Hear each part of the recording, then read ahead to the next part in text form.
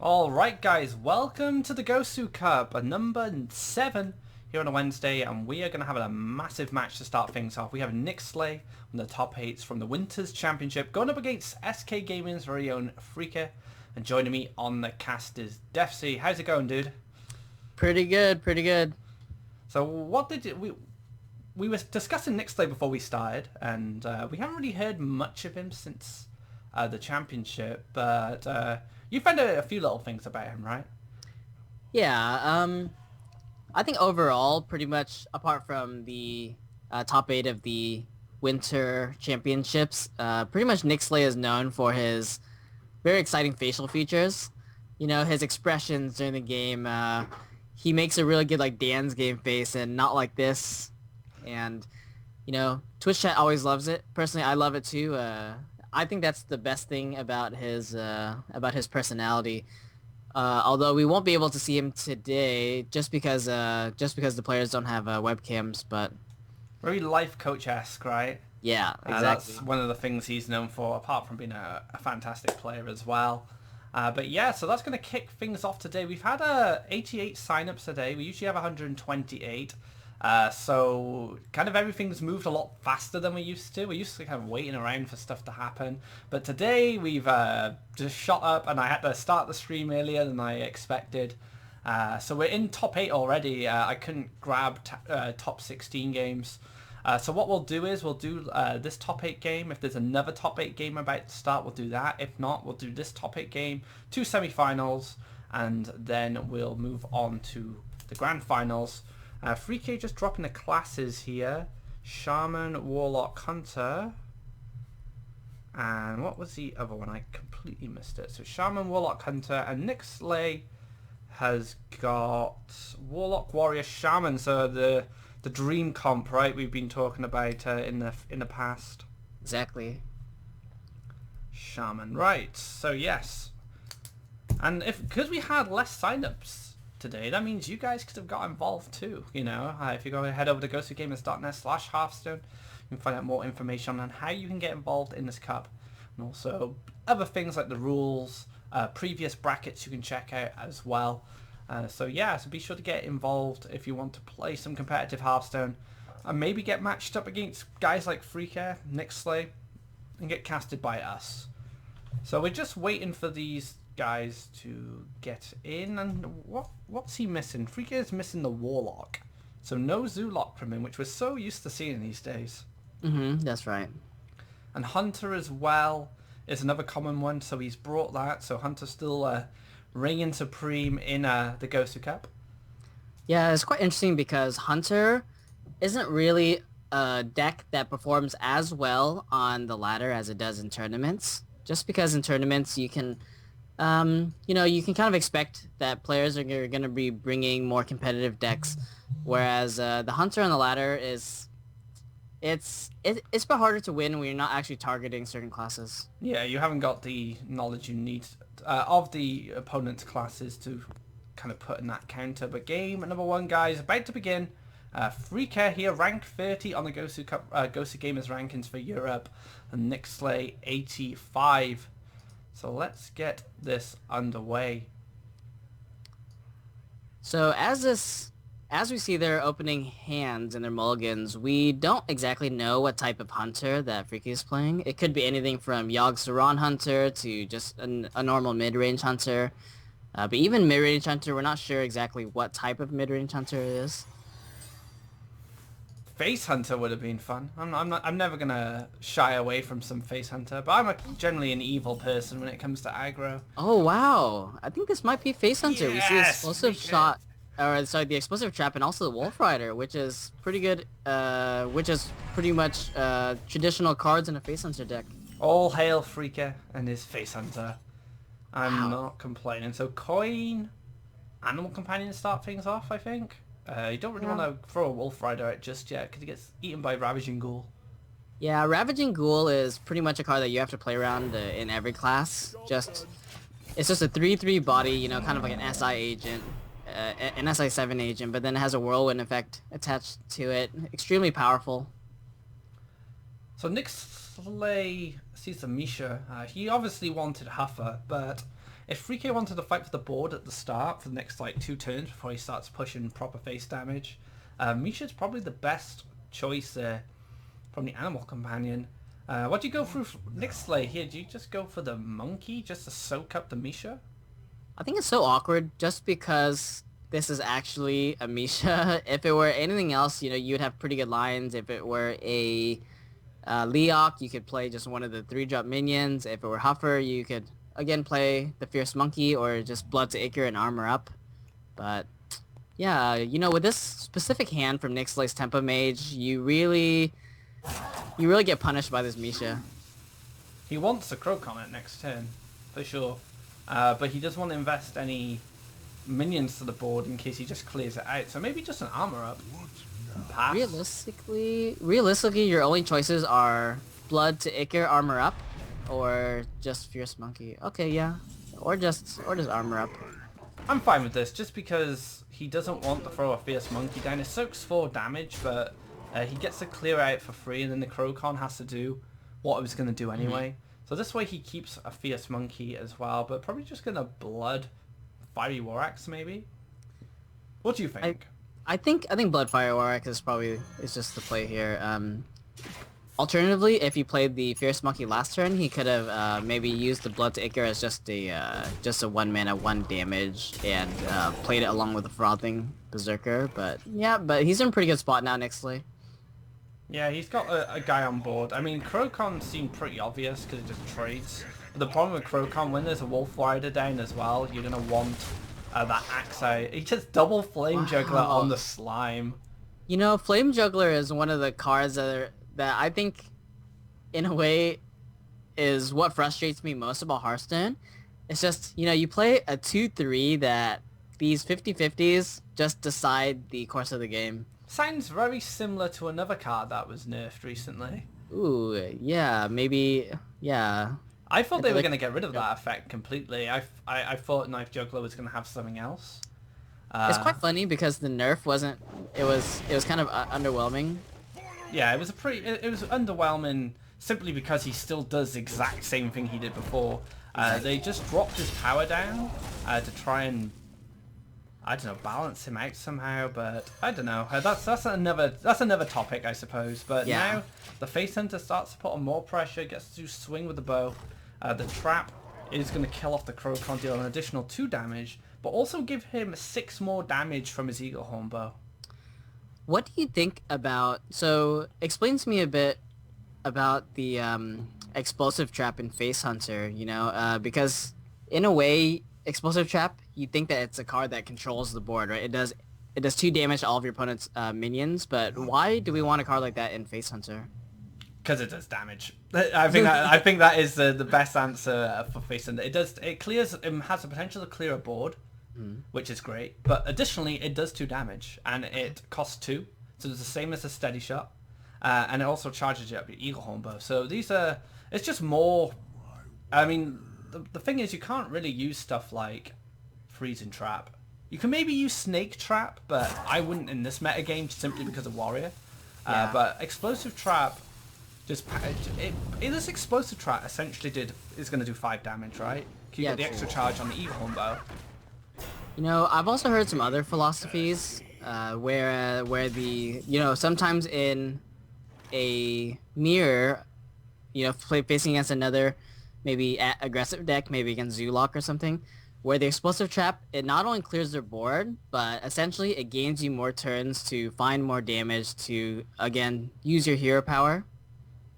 And the hero power is probably the most important part of learning Face Hunter. You want to be able to use that hero power as much as possible. It's 2 damage. It doesn't cost you a card. You don't have any card draw apart from Quick Shot, and that's a situational card draw. And that's an important fundamental of the deck.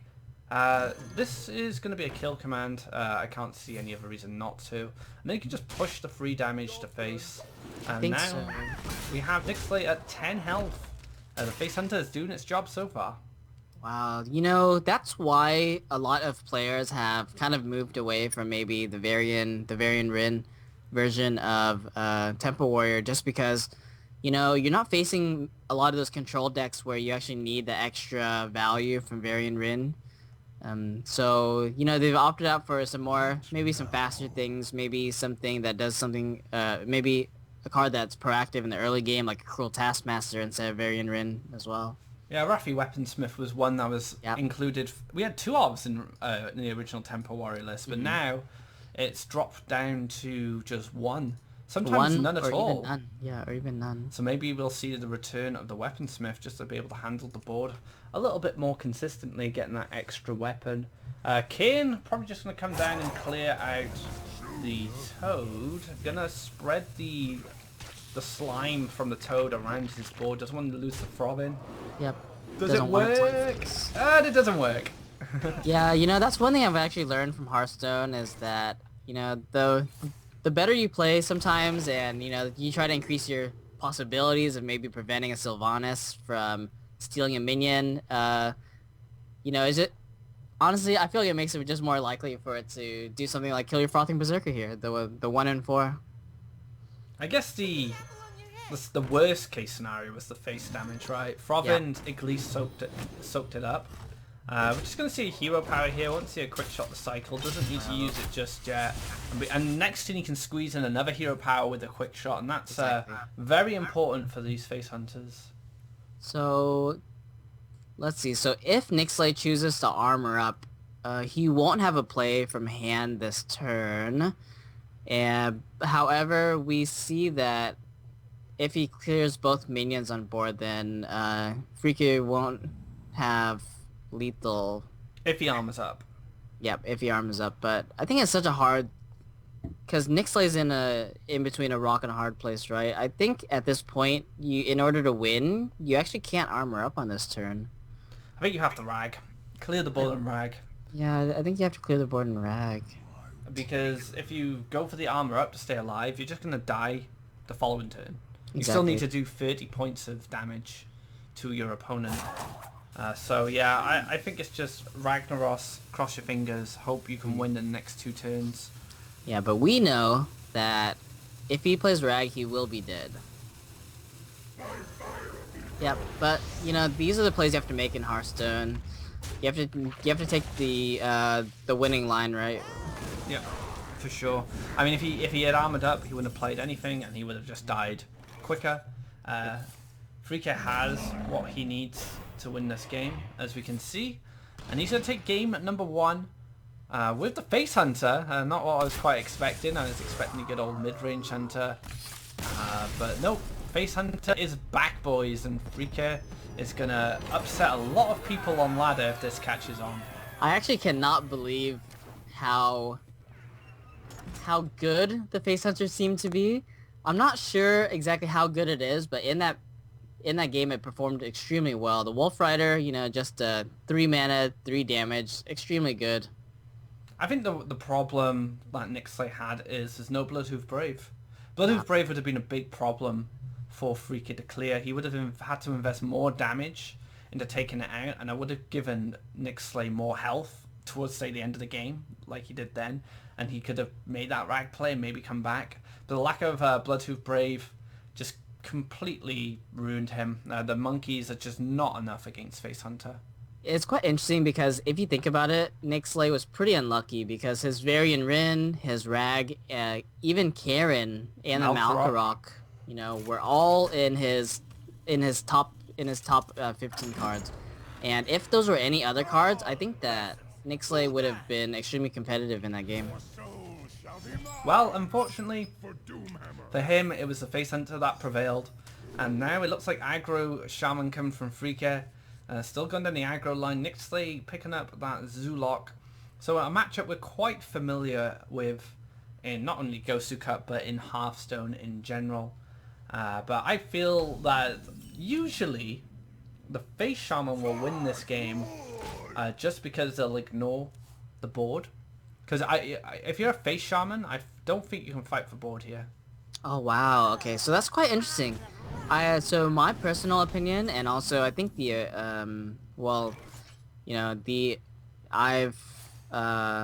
talked to a lot of other pro players, and I think that the normal consensus is that the Zulog is actually favored, just because they have cards like Voidwalker, right?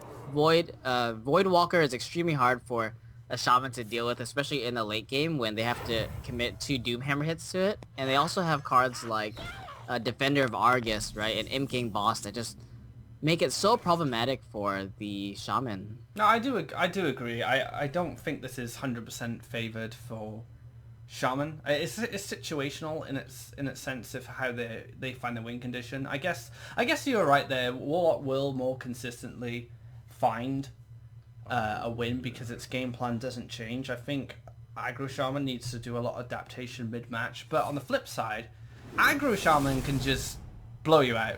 Yeah, that's Like true. it's like it's nothing. It has that capability, and I was more reflecting on the hands I saw Yeah. on Freaker's hand, and this is looking like a winning hand to me.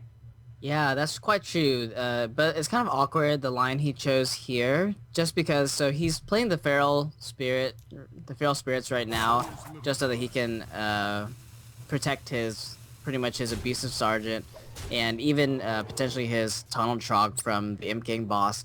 However, that means that he doesn't have a play next turn apart from his hero power. Unless he finds maybe a lava shock or something to unlock those crystals. He does need to pick up that 2 cost. Totem Golem wouldn't be too bad either, I don't think, because he can still play the Faceless the following turn. But I think with a hand like this, it's very hard to lose. Simply because now, look at this, this board is already out of control. Yeah. Direwolf Alpha can allow a clear on 1 of the wolves. However, he then has to deal...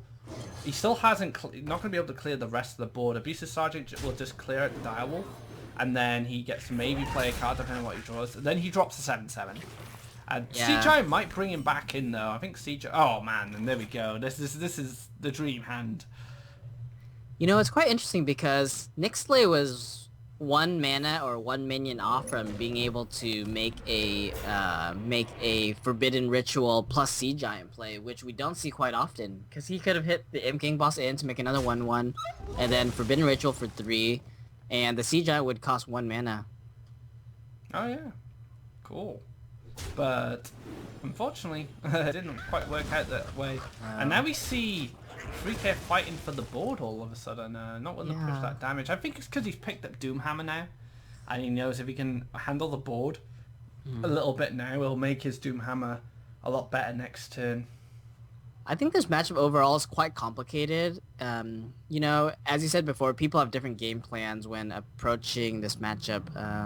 Generally, from what I understand, is that even as a shaman, you kind of have to fight for board just because cards like Defender of Argus are so punishing.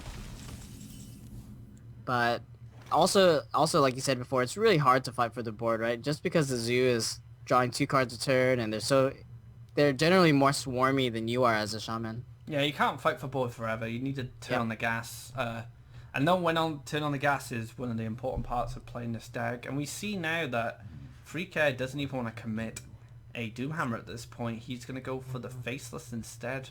I think it makes sense just because the Flame Wreath Faceless, you know, once the opponent, you know, because eventually the Warlock is going to be able to get a board, right? And at that point, you want to just use a Doomhammer to finish out the game, whereas the Flame Wreath Faceless will be a bit less effective once they actually have minions.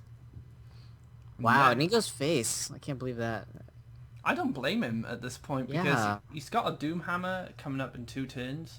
He's probably going to play Horse Rider, which is going to push 2 to take him down to 8. And then Doomhammer comes down the following turn, which pushes another 4, which will take him down to 4 after the Argent Horse Rider hit as well. And then it's just, can you kill the Shaman before he kills you? Yeah, you know, one thing that happens quite often in this matchup is that you're not aggressive enough as a shaman, and you let the warlock kind of have their own way with their hero power, and so we see Freaky kind of trying to prevent that from Nixley. And there we go. So pushing down to 1 health, 7/7 not answered. So very well played from Freaker. They're going for that 7/7 over the Doomhammer. Most people would be like instant Doomhammer, Exactly, yeah. but he wanted to find, he wanted to have something on board that Nixley couldn't handle, and I think this is just it. He can't tap. Nothing in his hand could potentially save him. From the Doomhammer, yeah. The Doomhammer alone, yes.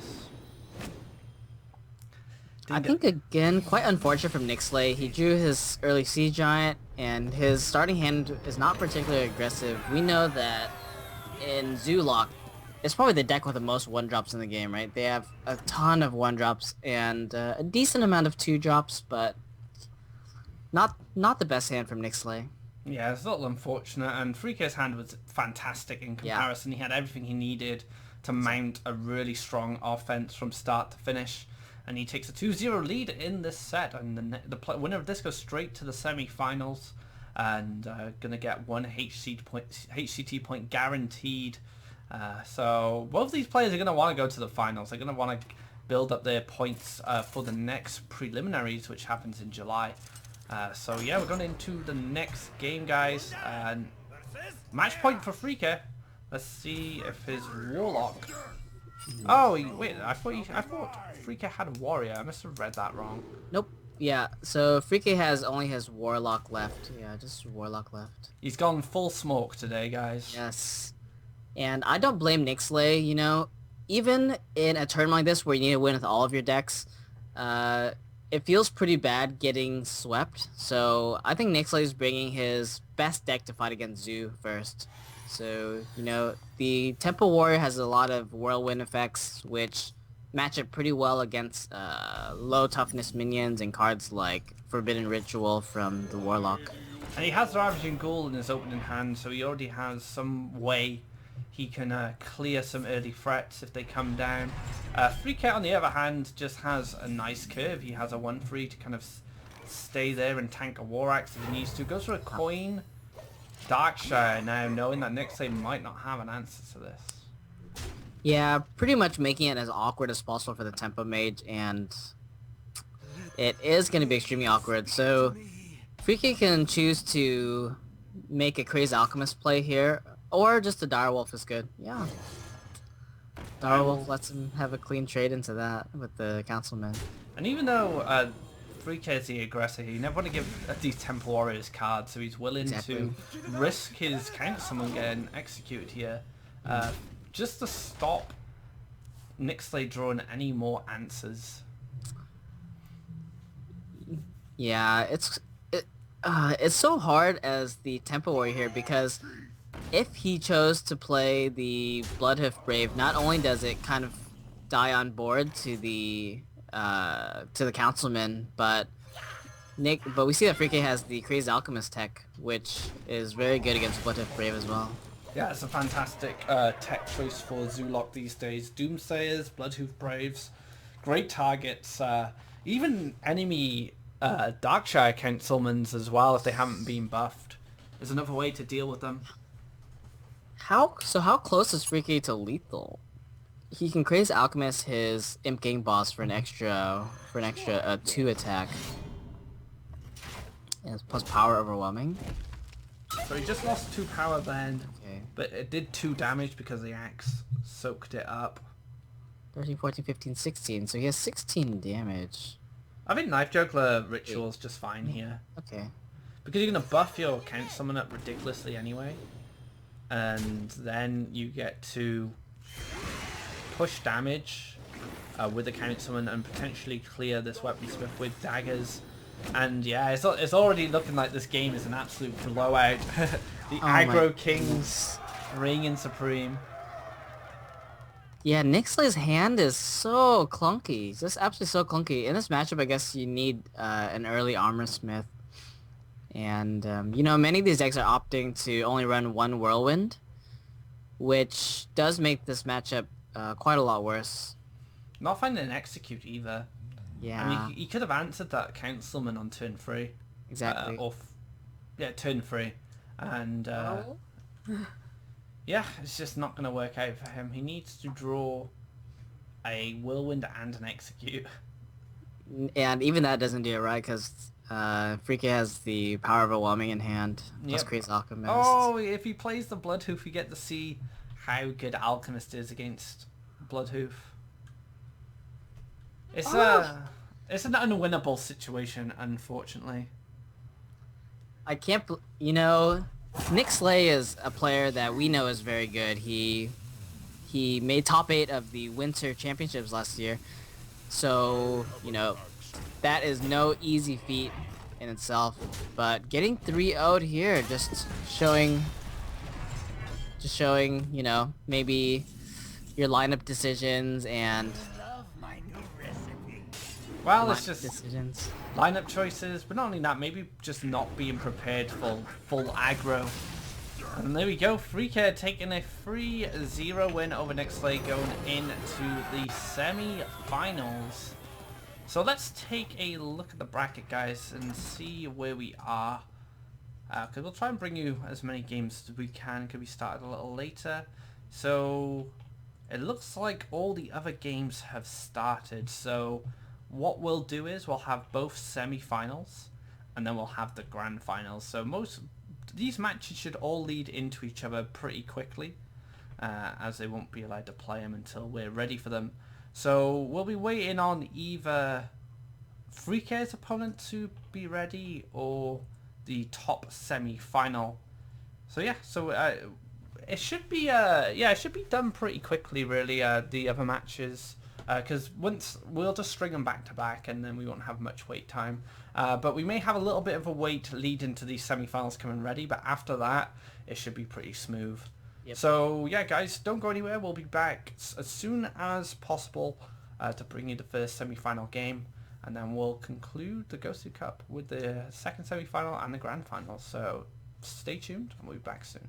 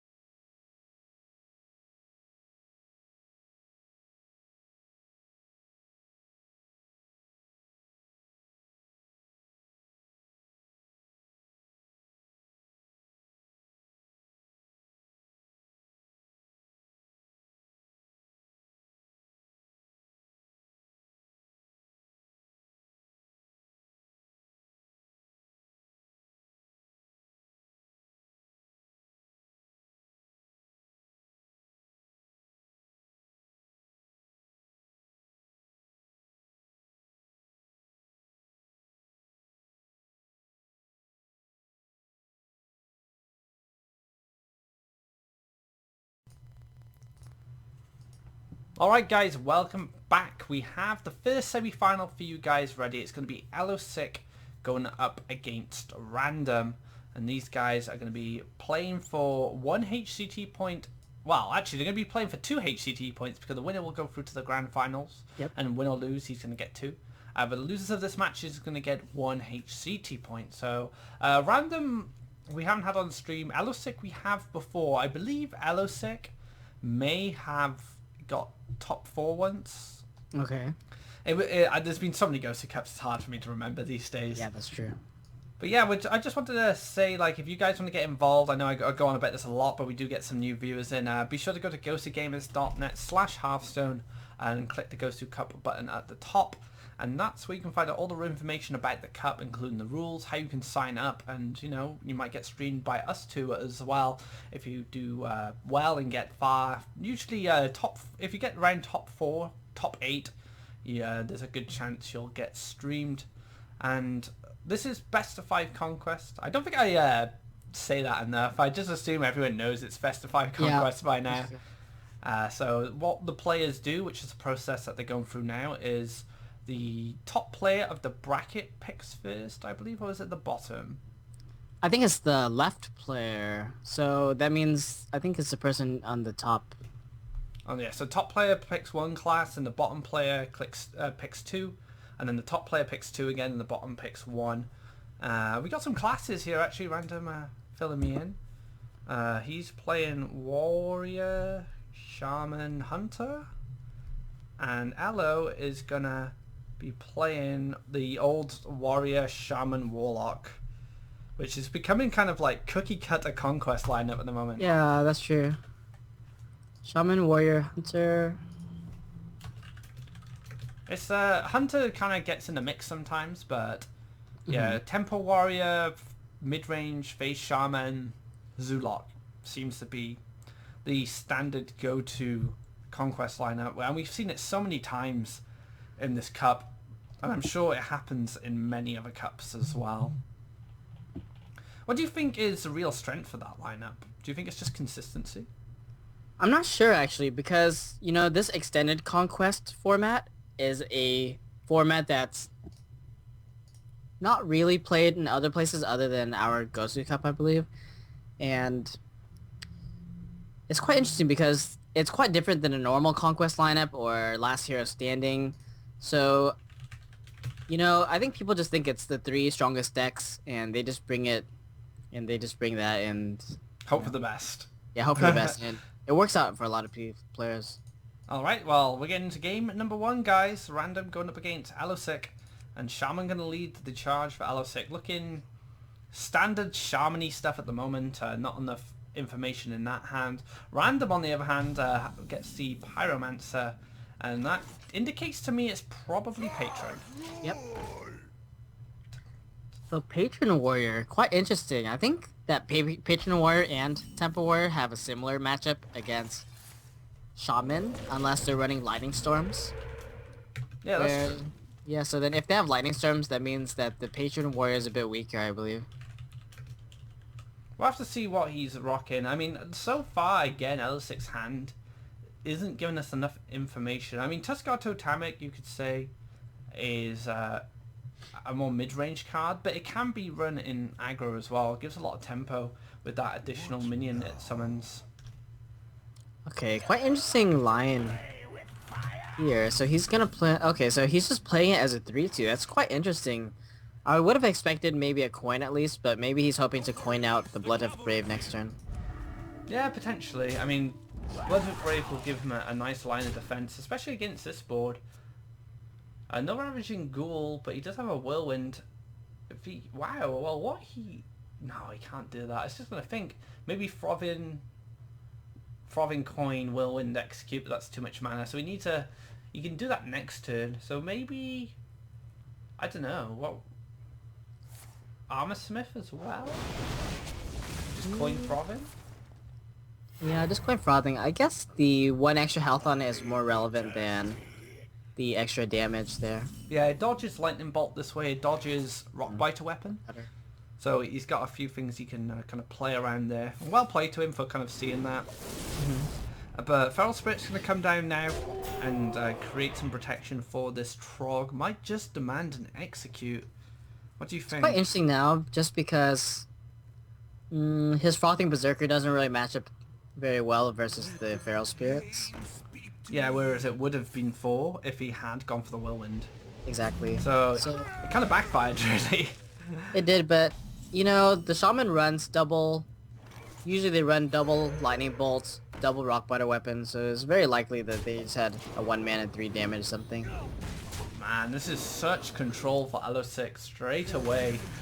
Flame Tongue Totem going to be allowing him to clear the entire board and still develop an Argent Squire on the left side, which is great because the Wolf on the right side is more likely to die than the one with more health. So good position in there as well.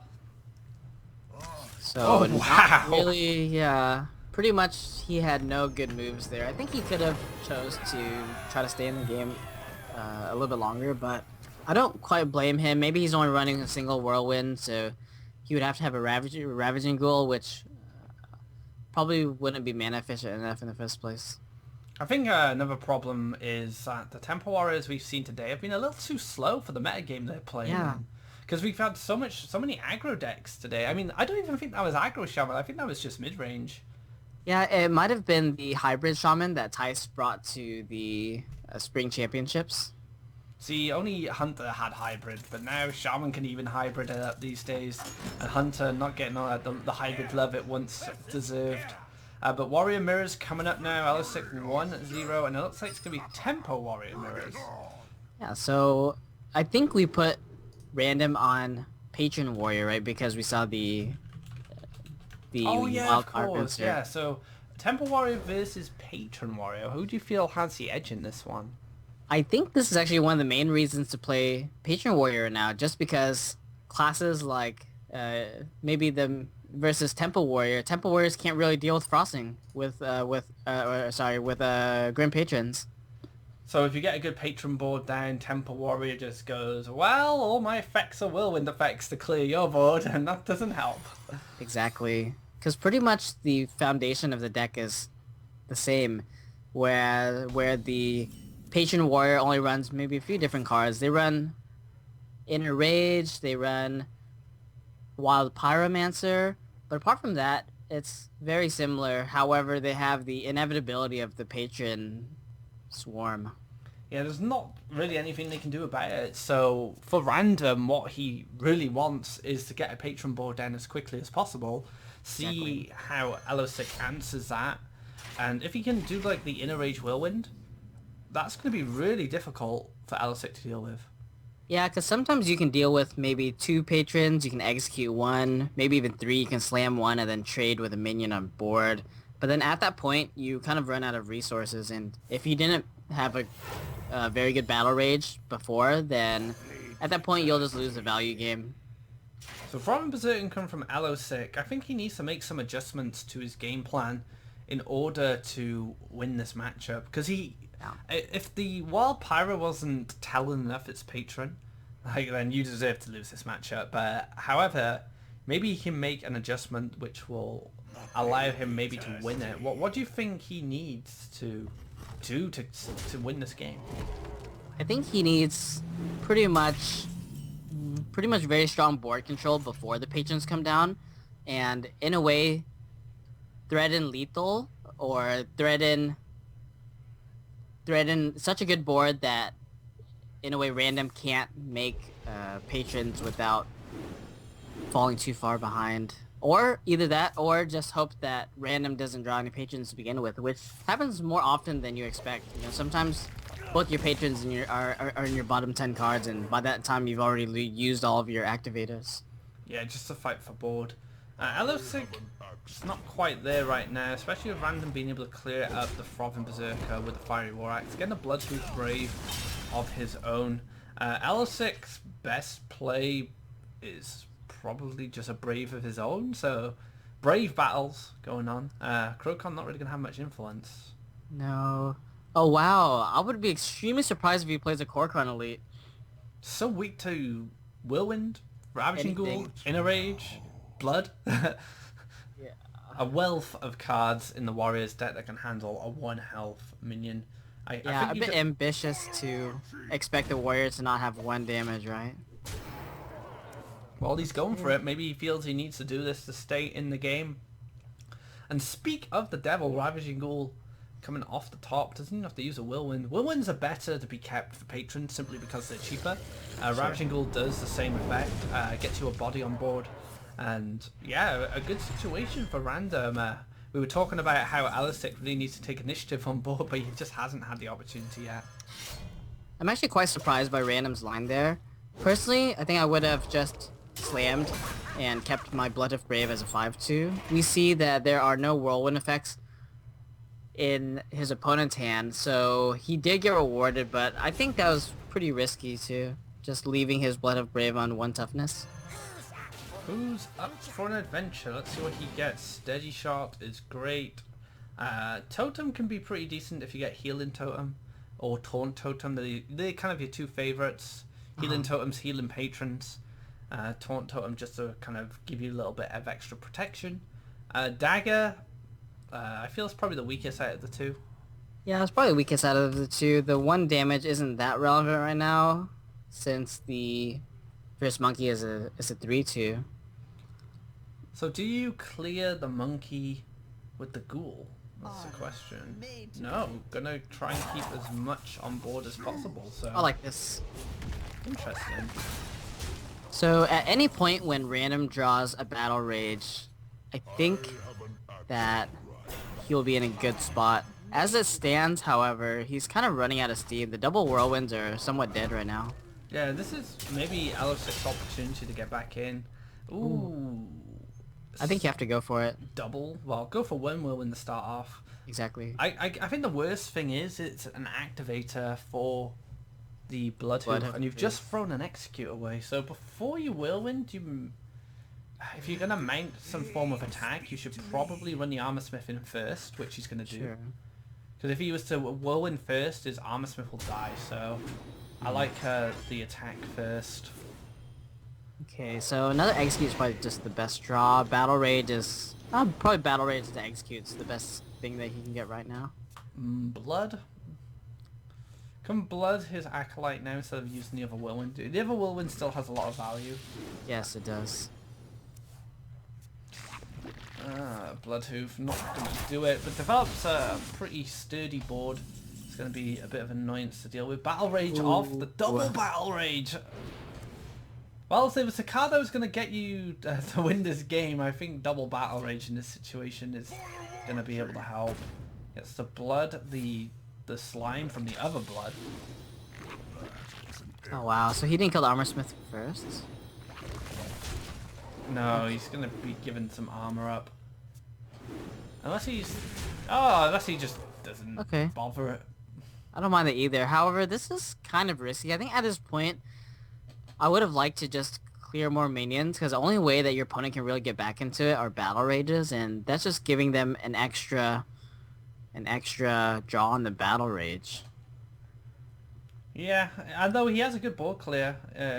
He could run the 2 guys in, and then Pyro Whirlwind.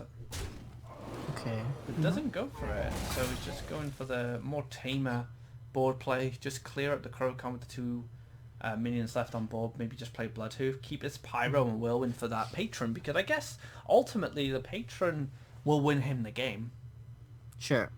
So I don't mind this. I was thinking, no, nice little board clear, maybe set up a Bloodhoof, but what's more important? Clearing this board of stuff that isn't that important. A 1-1, 2-2, or being able to do the giant patron swing a little later on. I like this play. Another Bloodhoof Brave to match the Bloodhoof Brave. Battle Rage. So he's just gonna Battle Rage for just as an Arcane Intellect. I have no time for games. Now has no time for games. So activating the Bloodhoof will allow Sylvanas to clear herself. Bad draw there for Random. Not good at all. So pretty much, at this point in the game, Random can't really afford to draw any dead cards or any low impact cards, even something like Grommash would be extremely good. You don't really want to drop Blood to Icar at this point in the game. So what do? Do you clear up the 2/2, let Sylvanas take the trade? I think you have to actually kill the Sylvanas, just because the Sylvanas is so threatening. Even if you do draw a Grim Patron, if you give your opponent the Temple Warrior Grim Patron, that's another way that you lose the game. So blood your own. I mean, you could use Whirlwind, I guess. Yeah, I would just Whirlwind and trade and just Hero Power. You have the Wild Pyromancer to make more patrons. Yeah, the Wild Pyro is going to give the Whirlwind effect itself. Interesting. So this is kind of the more risky line. There are certainly ways to get punished, right? We see just in hand. Okay, well you do the execute, but I don't think you even have to use execute. You can slam Blood to Icar and just trade in the minion. But nope, he wants to be a bit more aggressive.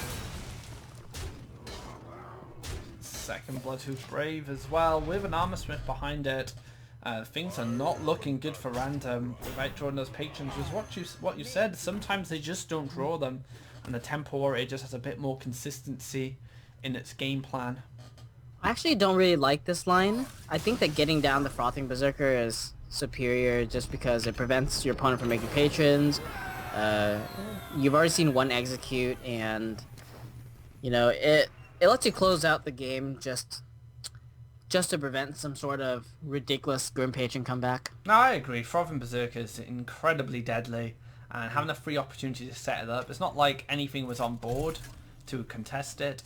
And like you said, plays around patrons. If he invests in a patron turn, he's generated a giant Frothing on his opponent's side.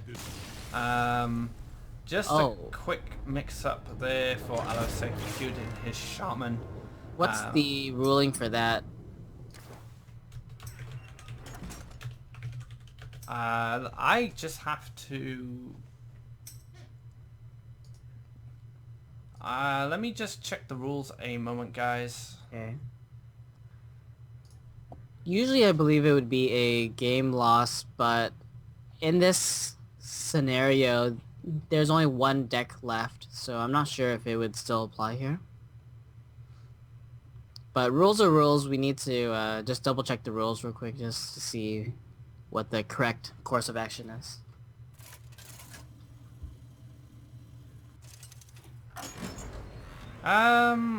It doesn't say you get penalized. The first match player leaves the magic cancel challenge, leaves the Hearthstone Client, it's a forfeit. No, so he doesn't get penalized for it. I mean, it's like you said, it's a bit of a... It'd be a little bit awkward if he got penalized for it. Let me just communicate with Random. Mm-hmm. I understand if it was not the last game, but I think for the last game there's no harm in it. So also it's streamed, so we know that there's no foul play. Yeah, it was just a simple mistake. Exactly. I don't want to punish Alosik for it. It's just so petty. But Alosik's leading with the Warlock here, and the Patron Warrior is going to have another go at trying to find a win. I think Patron Warrior on paper should be extremely good against Zoo, just for the same reasons that Temple Warrior was. You have a lot of Whirlwind effects. You have cards like Execute for Sea Giants if Elosic is running Sea Giants, or even for Doom Guards. Another thing as well is the Patron Warriors, once upon a time, this was just a crazy matchup for them, because once Warsong came down, the Patron, you cleared their entire board and had a massive board yourself. It's quite similar. It's not exactly, it doesn't exactly have the same impact it once had, but if a big Patron board is generated, it does make the Zulok's life hell, because they can then just clear entire board and generate a bigger board of their own, and you'll never be able to get a board back from patrons in that situation. Exactly. Bar some sort of tech Shadow Flame or something from the Zulok. Hellfire surprise! Yeah, you know, I wasn't really playing that much back then, but I believe that people used to play Hellfire in Zoo. Is that correct? I've seen it. I didn't see it super often, I will admit. But some people did do it because it was such a tough matchup for Zoo. It it was horrible because the warrior just sat there clearing, drawing cards, and then at some point when you've developed a board, they clear it all with the patron combo, and then they just maybe even have a froth in with it. Yeah. And one shot you after you've been tapping for the last 2 turns. Oh man, the good old days. Good old days. Balance, patron warrior. But here, I think Random's in a really good spot. Just because he gets multiple draws off of the Acolyte, and he already has a patron in hand. I'm quite interested to see if he's just going to go face here. He doesn't know if Elisic is running any sort of a Mortal Coil in his deck. But yeah, I think it's just safe to take the trade. It's not really a damage race for the warrior. To be honest, if I ever see a Mortal Coil not come from Peddler, I'm always just like, what? Where did you find room for these Mortal Coils? What did you cut? Zoo's a pretty tight list, to be honest. Like, there's only flexy spots here and there, maybe one, and you'll probably have an Alchemist if you've got a flex spot. So yeah, it always confuses me. Yeah, you know, in the last meta, we used to see Zoolock run Azure Drake and Soulfire Mortal Coil, and that was even when we had Nerubian Egg and Haunted Creeper in, so I had no idea where they found space for those. Slime gonna start things off, doesn't find that execute, so Count Summon will stick around for a bit, unless he invests Whirlwind Blood, but he clears his own board. I don't mind just one blood and then armor up. Just make it 2/2. That's not bad. I think so. So next turn he can go for patron double Whirlwind, which seems pretty effective. He could have done a single Whirlwind this turn with the patron, but I think he feels he's not really under any pressure, so Random's just going to choose to do that next turn and possibly clear up some more minions too from the Zoolock. So gonna go for the board instead of pushing face here. I think you have to, just because you have one card in hand and the opponent's on 24 health, right? So Elisic doesn't really have the luxury to go face right now. He was thinking about the Ravaging Ghoul just to protect his Direwolf, I think, but no matter which one he cleared, the same outcome would still happen. Ravaging Ghoul goes in Direwolf, and Acolyte Pain goes into the Darkshire. Exactly. So is it just patron time? It's just patron time. I think it's just patron time. You know, they have a 2-1 on board versus 4 patrons with 1 card in hand. I don't think there's any downside to do that, apart from the Shadow Flame or Hellfire we were joking about earlier. Yep, so patron time.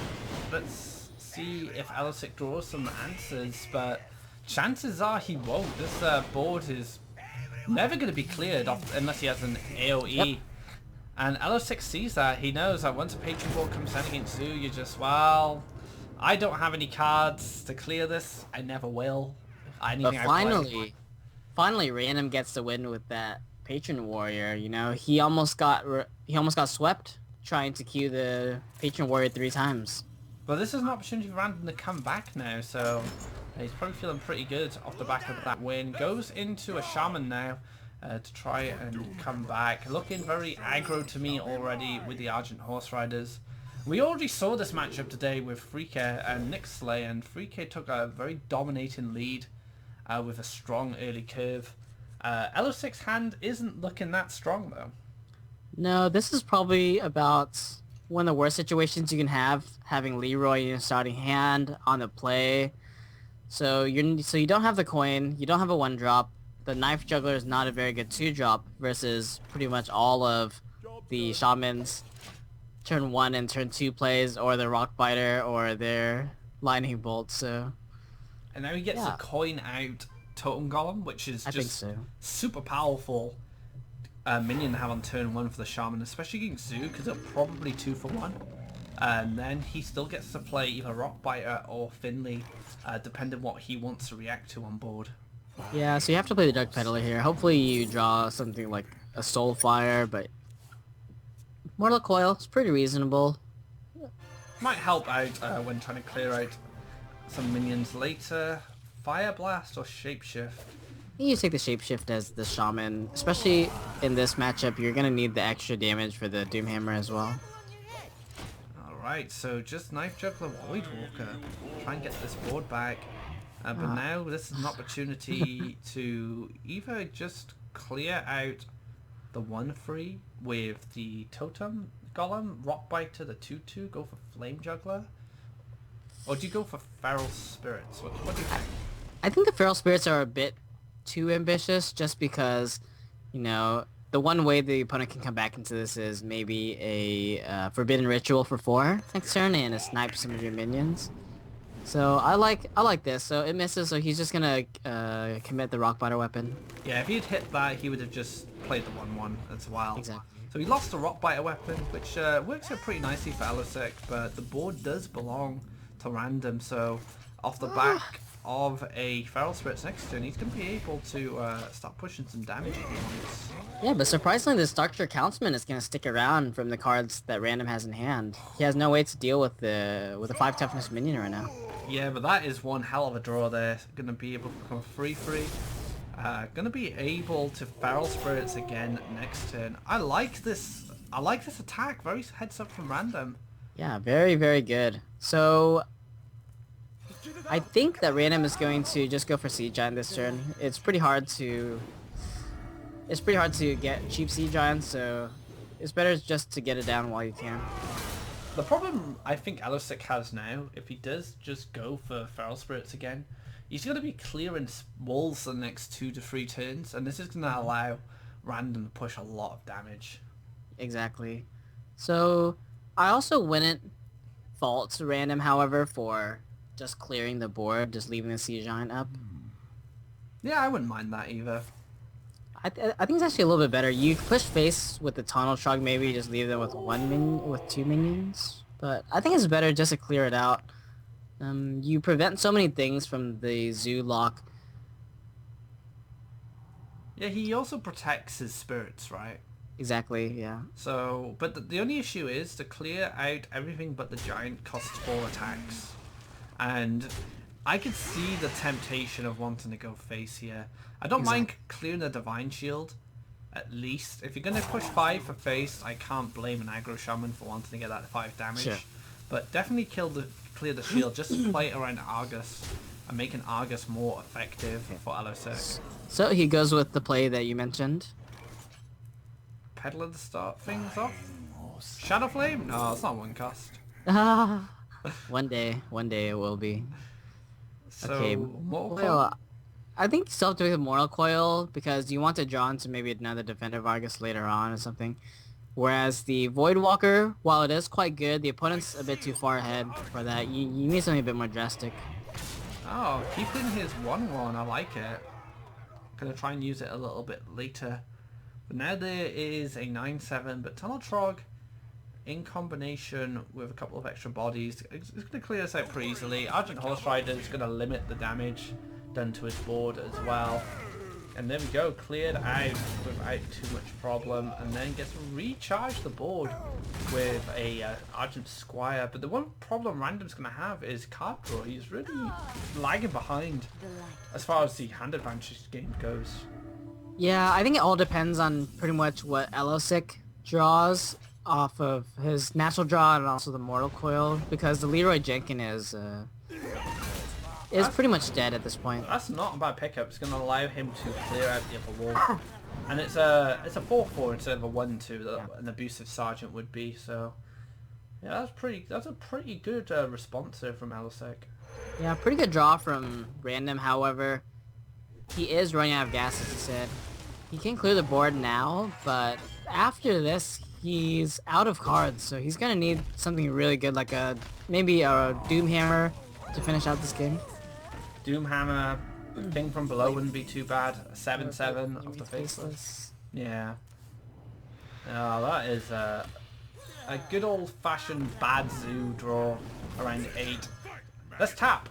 I drew a 1-1. I drew a 1-drop. I drew another 1-drop. Deal 5 damage to yourself, I see. Yeah. You know, this is one reason why a lot of people like the Doomguard version better, just because the Leroy Jenkins doesn't really fight for board that well. And it's just usually finisher. you play...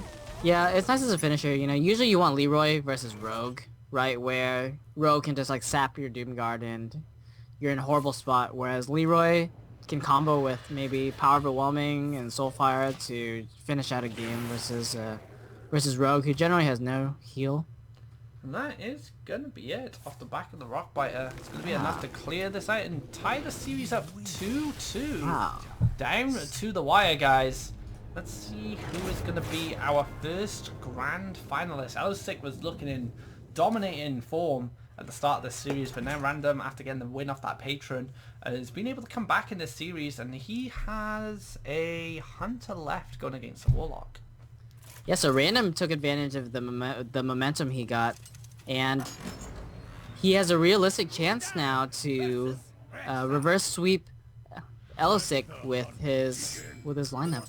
Mid-range Hunter as well, so no face Hunter like Freaker brought in the previous match. However, we do see Unleash the Hounds, which on Monday we were kind of talking about how Unleash the Hounds is pretty bad against a lot of classes, right? It's bad against Rogue, it's bad against Freeze Mage, just bad against a lot of classes that don't flood the board.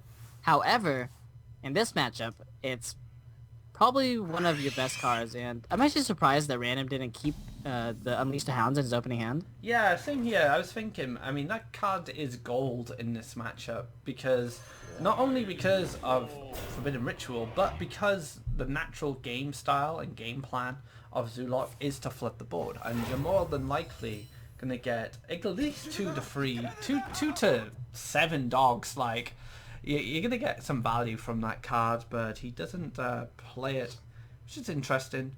But now things are a little awkward for Random. Yeah, pretty awkward, you know.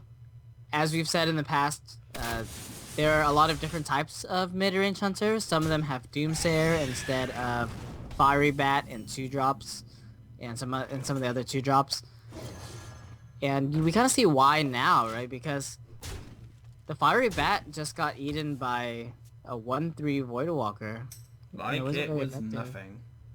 Yep. And Eaglehorn Bow gonna be able to handle the 1 cost, but it's already cleared a Fiery Bat and taking a charge on Eaglehorn Bow, so that's a Void Walker. 1-drop. Yeah, this is a good Void Walker. He's done his job today. Yeah, so next turn, Random's pretty much forced to use a weapon on the Wolf, and he doesn't really have a good follow-up to that. I think you just have to play a Houndmaster. Okay, he's gonna choose to go for the Animal Companion. Roll the dice. Anything but Leok is good. Okay, that's probably the best one. Yeah, this makes the Argus play a little awkward now. Overwhelming can be used instead. So in-game boss Overwhelming, and the next turn he has Argus Abusive Sergeant. So at the moment, things are looking fantastic for Elosic. I also wouldn't have hated the Abusive Sergeant too on the Imp Gang boss. However, he does have Defender of Argus in hand, and What do you think of the position in there? yeah, it's quite interesting. I think you wanted to put both of the Imp Gang bosses next to each other just to be able to Defender of Argus them both. However, it's okay now, but this is also interesting because I think I would have liked to see both Imp Gang bosses not taunted and just taunt up the 2 weaker minions. Yeah, protect the stickier bodies, but 7 health already for Random. Houndmaster gonna try and get this board back. He's gonna be able to clear up one of the Imp Gang bosses and quick shot the 2-2 or the 2-3. Yeah. So The one Sea just Giant is coming down too. yeah, Sea Giant. Oh, Juggler Sea Giant. Okay. Oh wow, he doesn't choose to go for it. Okay. So now the 2-1 and the 2-2 gets to clear up the Stranglehold Tiger pretty much no problem at all, and taking this Hunter down to 4 health already. And it's over. Who's the real Smoke here? That's the question. Yeah, again we kind of see the weakness of Savannah Highmane even in this aggressive matchup where the Savannah Highmanes were pretty much dead cards in his hand. So there we have it. Elosic is going to the grand finals. Random takes home 1 HCT point. Oh man, that would have been so good if Random could have reverse swept, but you know, Hearthstone can't always be a fairy tale, so... Yeah, he was close. I mean, he went out 3-2. It wasn't a complete sweep. It was on its way to being a complete sweep from Elosic. He was 2-0 up. He was pretty confident, but he did fight back. So now we have to wait for the last top 8 game to finish, and the winner of that's going to take on Freecare for their spot in the grand finals. And it's Maynard Tox versus Leonidas, and they're still kind of going at it at the moment. So we'll hopefully have that game very soon. So I'll try and get that set up, and then I'll keep you guys informed if there's any problems. So don't go anywhere, guys. We will be back very soon with the next semi-finals, and then we'll conclude this GosuCup with the grand finals. Stay tuned.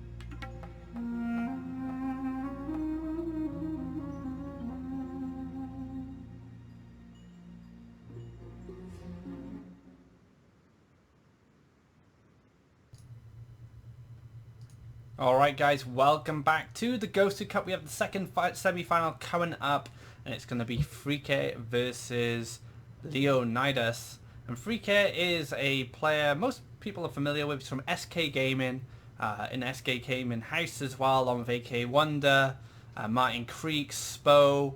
I'm not sure if Powder's there yet, or Zetalot, but no, they have a very strong team, SK Gaming.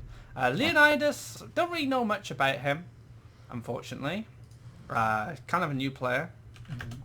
But these guys are already ready to go. Leo and Freaky picking the same classes, actually. Warrior, Hunter, Shaman for both. Oh, wow. Okay.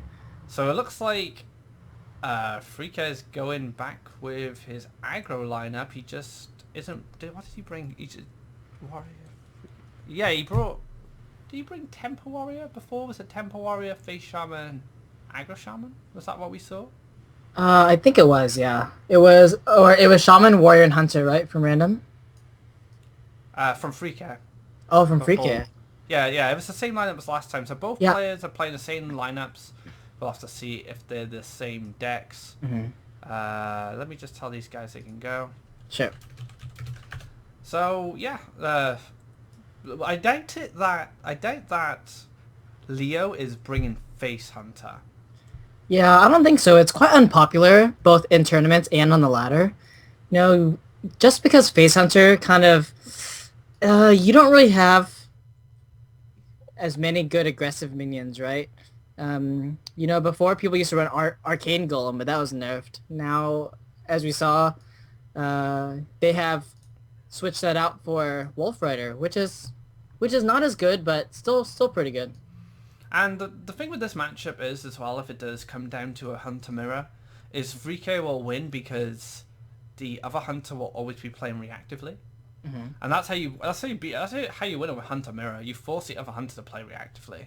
Exactly. And you just keep going face. And Frika has the best deck for that. Warriors and Shamans will very much depend on what they're playing. If we have Tempo Warrior come from both, well, I'll just go how it goes. Aggro Shaman and Mid Shaman or Hybrid Shaman, there's quite a few variations. There's also quite a few variations of Warrior as well. Yeah. It's the Hunter that's a little bit more streamlined these days, just mid-range Hunter being the most dominant archetype from that class. Exactly. Just waiting on the invites. Yep. So, can you tell us any more about Frike? Personally, I don't know much about him since originally I was from kind of the North American scene. You know, I wasn't too familiar with SK Gaming or players like Frike or Powder, etc. So Frike played on a team called Darkstar, which was an exclusively Swedish team, and on that team was Orange. Okay. As well as Spo, Martin Creek, the Swedish gang. Airbrushed as well, I think, was on there as well, an old SK Gaming player. And Frike moved over to SK Gaming along with everyone else, apart from Orange, who went to Archon. Ah, okay. Oh, wow. So, okay. That actually makes a lot of sense. And Powder's also in this group as well. He was a very good friend of Orange. And I think Frike was the one who got Orange playing Hearthstone. Oh, wow. Orange used to play Magic, if I believe. Yes. So it's interesting how they've kind of kept together, which is nice because they've obviously been working hard together to get somewhat in competitive Hearthstone. I think Frike is probably one of the best up-and-coming EU players. Okay. That's actually really surprising, you know. But I think what's even more surprising is Leper Gnome, right? Leper Gnome in 2016, a 1-mana 1/1. What do you think about that, Aquablonde? I don't like it, but it still does it's still a hero power for 1 mana. Is it even better than Arcane Shot at that point? I think so. It's better than Arcane Shot. It's probably a little bit better than Fiery Bat as well, because you're guaranteed 2 damage to face rather than it being spread through its Death Rattle that Fiery Bat does. So I think it still has a place in Face Hunter to some extent, just because you want to kill them as fast as possible. Like that is your agenda. Yeah. But this matchup is one we haven't really seen in this meta game. like new school mid-range Shaman versus Face Hunter. I mean, there's so many different cards in Shaman compared to when the last time Face Hunter would have played against mid-range Shaman. It's really hard to say where this matchup goes. Personally, I feel at some point the Hunter is going to run out of steam. I would like to say, however, I'm not quite sure, because first of all, the Shaman doesn't usually run any sort of healing, and so pretty much they rely on getting taunts or, yeah, pretty much just taunts in the way of the Face Hunter to protect their life total. If you think back in the day when some people did still play mid-range Shaman before it kind of got buried at the bottom of the tier list. You mean just Loyan? Yeah, just Loyan and maybe 11 points is Loyan, right? I don't know, actually. I don't know. Because 11 points changed his name. It might have been to Loyan. I don't know if they're one and the same, but that was another Shaman player. Even with Antique Healbot, I think Hunter still won that matchup. Oh, wow. Okay. But the difference is now, of course, you got 5/5 taunts for free sometimes. You also put 7/7 downs on the board, which a Hunter has to respect.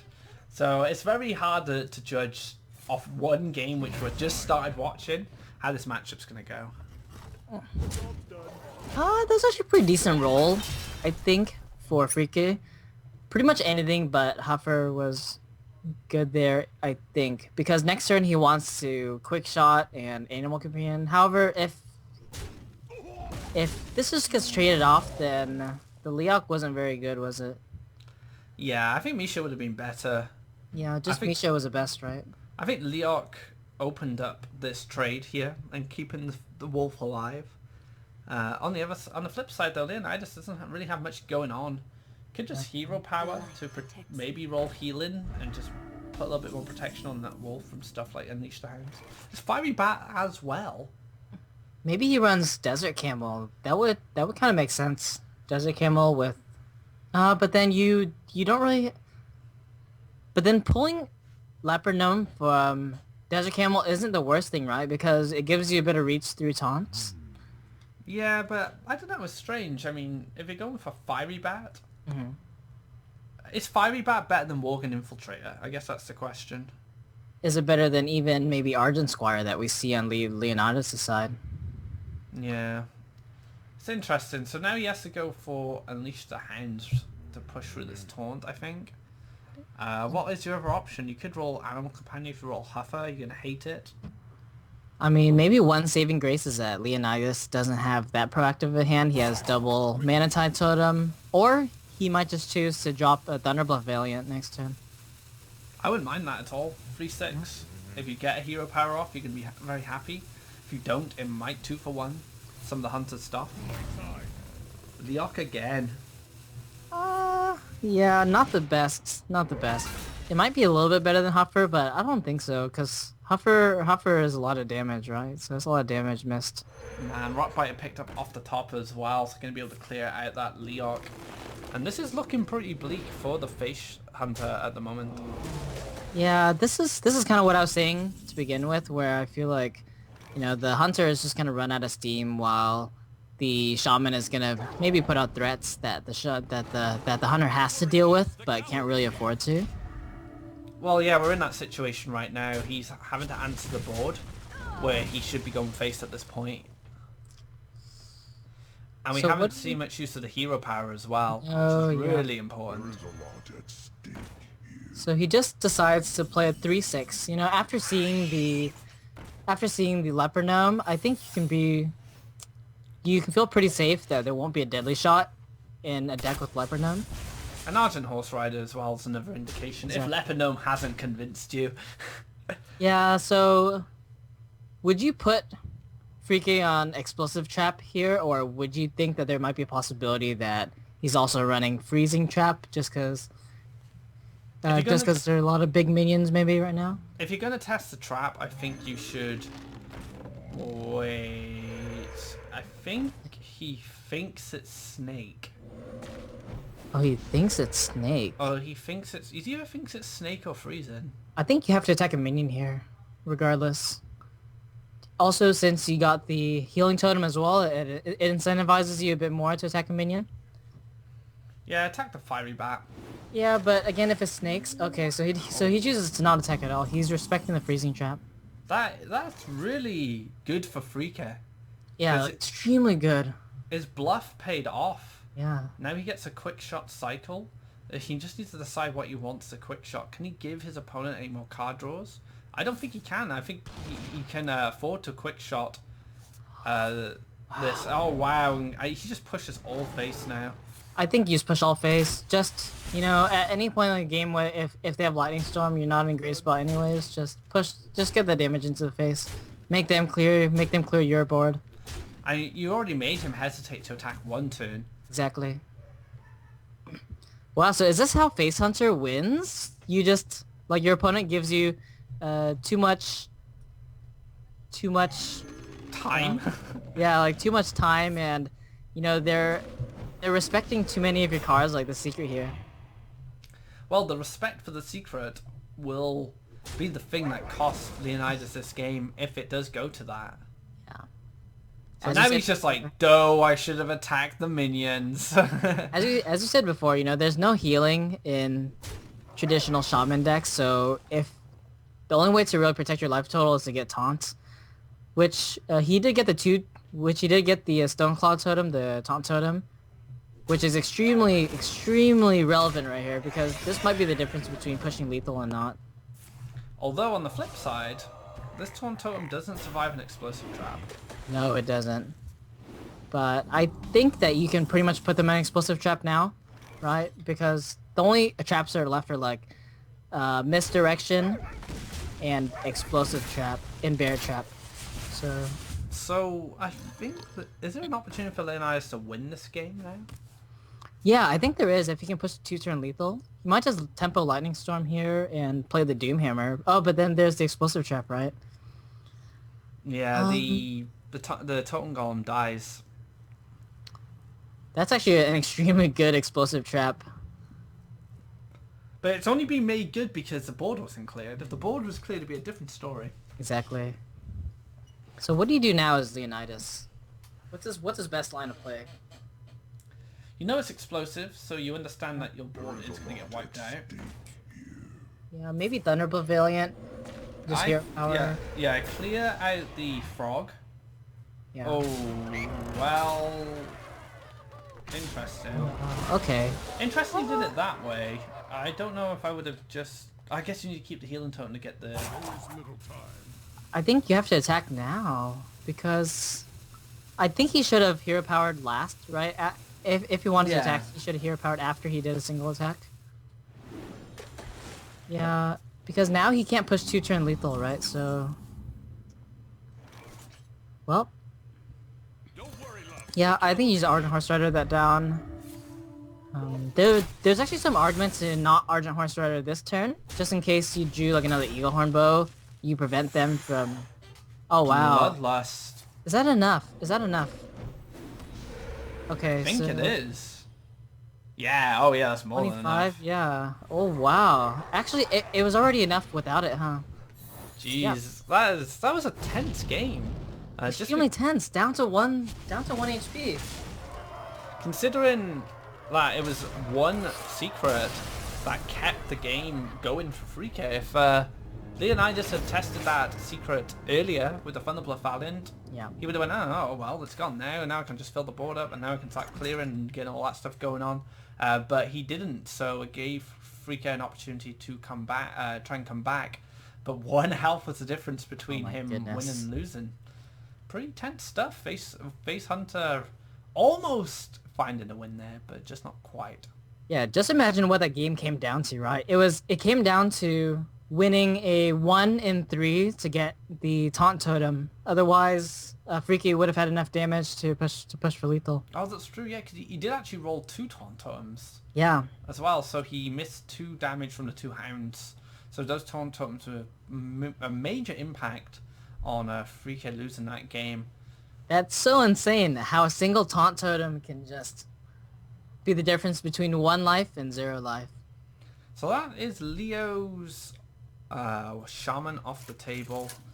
Freaky still has all his decks, so Warrior, Hunter, Shaman is the lineup from both players. And we saw mid-range Shaman coming from Leonidas. We now see Reno Jackson Warlock coming from Leonidas, going up against Face Hunter. What's your thoughts on this? I think that the Reno Lock should win this, bar maybe not being able to draw enough healing or enough board clears, but we see there's the Cult Apothecary in hand, also the Demon Wrath.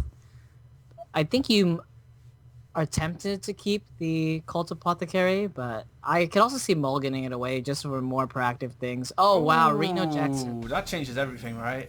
Yeah. I would like to say that it's maybe an auto win for the Reno Lock, because you know, you can kind of calculate the amount of damage that Face Hunter can do, right? And if you time the Reno Jackson correctly, you can heal for the maximum amount of life, and pretty much the Face Hunter will just run out of damage. Yeah, it's just complete blowout, isn't it? Yeah. The Face Hunter takes you down to 7, and then he's like, right, kill command, hero power next turn for the GGs, and then we're gonna be rich, and then concede. Not only that, but this Imp Gang boss already contests pretty much Freaky's entire hand. Okay. Oh yeah, but he has Abusive Sergeant, that's right. Okay, the Abusive Sergeant's pretty good. However, the Imp Gang boss is still extremely annoying. Well, that's 5 damage not going to face, right? Yeah, I think that the 1/1 can hit the token, so that's extremely good for Freaky. Extremely good. So now you just Peddler, I think. Yeah, you can either Peddler or just Demon Wrath. I think I like the Peddler. With Reno Jackson in hand, you can be super greedy now. I think so. Because you know, even if the Face Hunter takes you down to about 10 by 6, you just Reno anyway, right? Yep. And the thing with Face Hunter in comparison to Face Shaman is their reach is a lot less than the Shaman. Shamans can burst you from 20 quite easily with the right hand. Hunter is going to find that a lot more difficult without a board. I mean, look at this already. 25 health, turn 4. It's looking really good for Leonidas at the moment. Freak is already down to 1 card in hand. Yeah. That's how many resources he's had to use just to fight for board. You know, this is actually one matchup that historically hasn't been very common, just because when League of Explorers came out and Reno Jackson Lock became popular, and when it became a staple deck in the format, Face Hunter kind of dropped off at that point. So I haven't really played many of these matches, but from what I understand, the mid-range, so like the old mid-range Hunter was much better against the Reno Lock, because you had, you know, constant threats. It's hard to deal with Savannah High Main. But the Face Hunter, as you said before, just runs out of steam.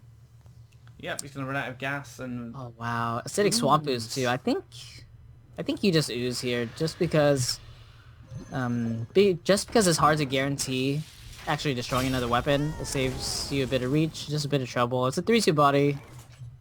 It's pretty hard to pass that up. So now I feel that you might have to Reno. Depends how greedy he wants to get, right? Because it might be hard to put them on Kill Command and Quick Shot, but if you see here that they're not playing a card, you must think that it's Kill Command and Quick Shot actually, or Unleash the Hounds, right? Because there aren't very many cards that the Face Hunter wouldn't play here. Okay. What do you think about this? So, okay. Explosive trap. He's going to be able to pop the trap open first and then Reno after. So he gets to soak up 2 damage from the explosive trap. If Rika invests any more damage into this turn as well, it's probably going to be a concede. I'd be surprised if he doesn't concede off the back of this now.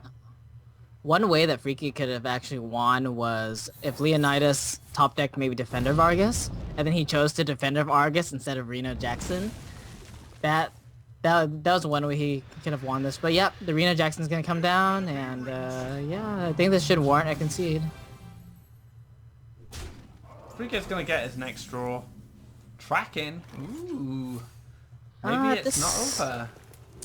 I think it's still over. I think at this point, it probably is not even worth showing your opponent via tracking. But then again, it probably doesn't have too much value hiding that you have a tracking in your deck. I think the problem Freaker has now, he's seen two kind of controlling decks. Even though Mid Shaman is a mid-range deck, it does have elements of control to it, especially board control. So you can probably safely assume that Leonidas' next deck will be either Tempo Warrior or Control Warrior. And if it's Control Warrior, he is in a bad situation. Because Control Warrior... Face Hunter just doesn't do well against Control Warrior at all. Especially with Bash now being a card. Bash just made it so much more complicated. Yeah, you know, previously people were discussing whether or not Bash is a good card.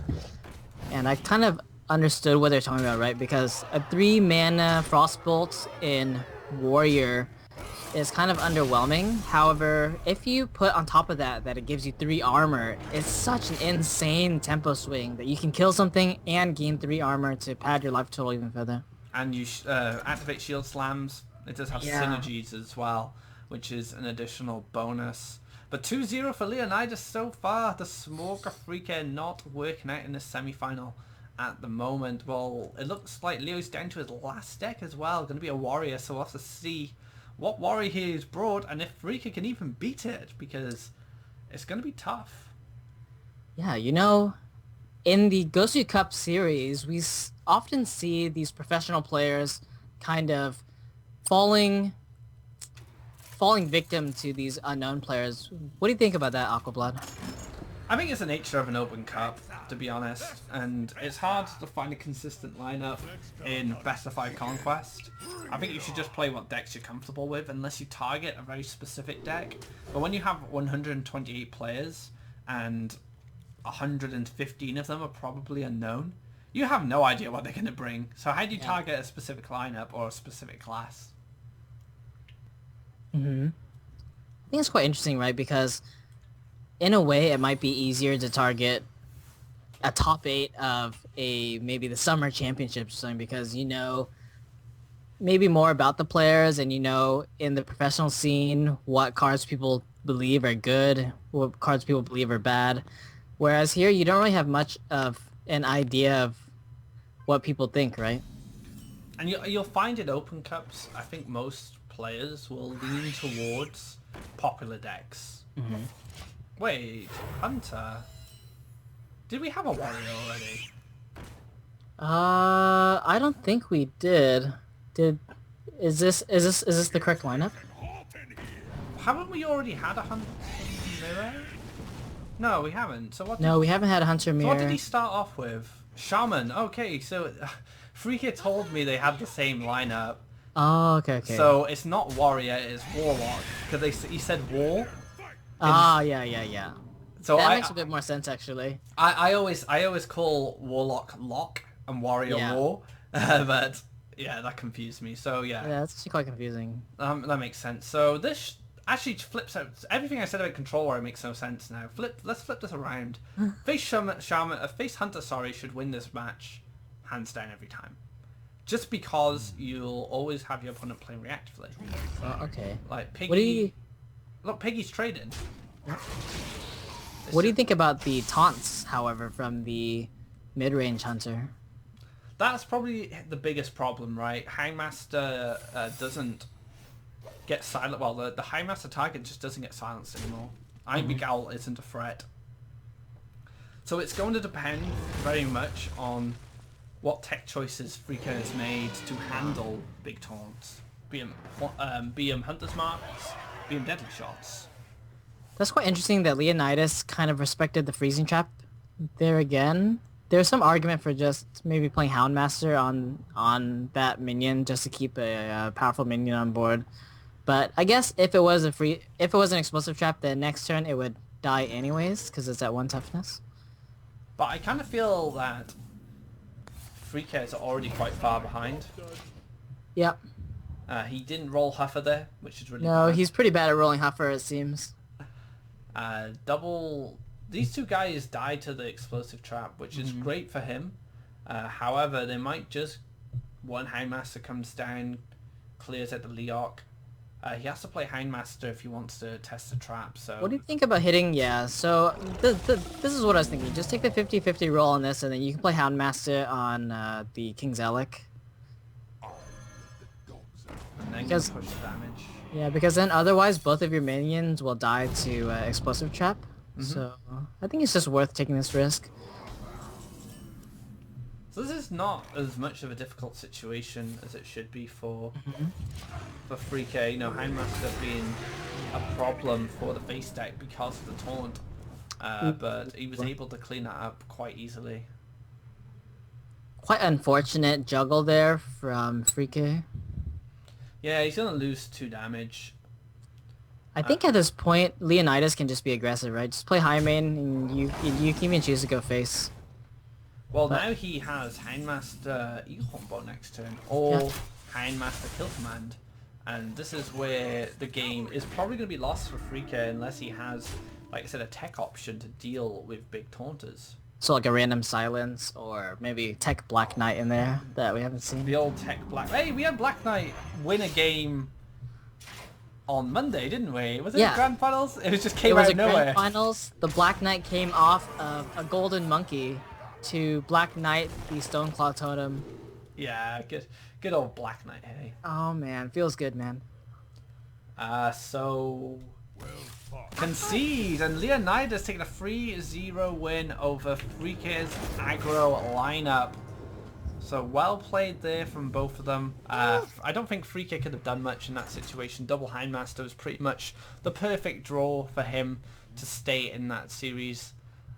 But yeah, so we now have our 2 grand finalists, and it's going to be Leonidas going up against Elosick. So we'll bring that to you guys as quickly as possible.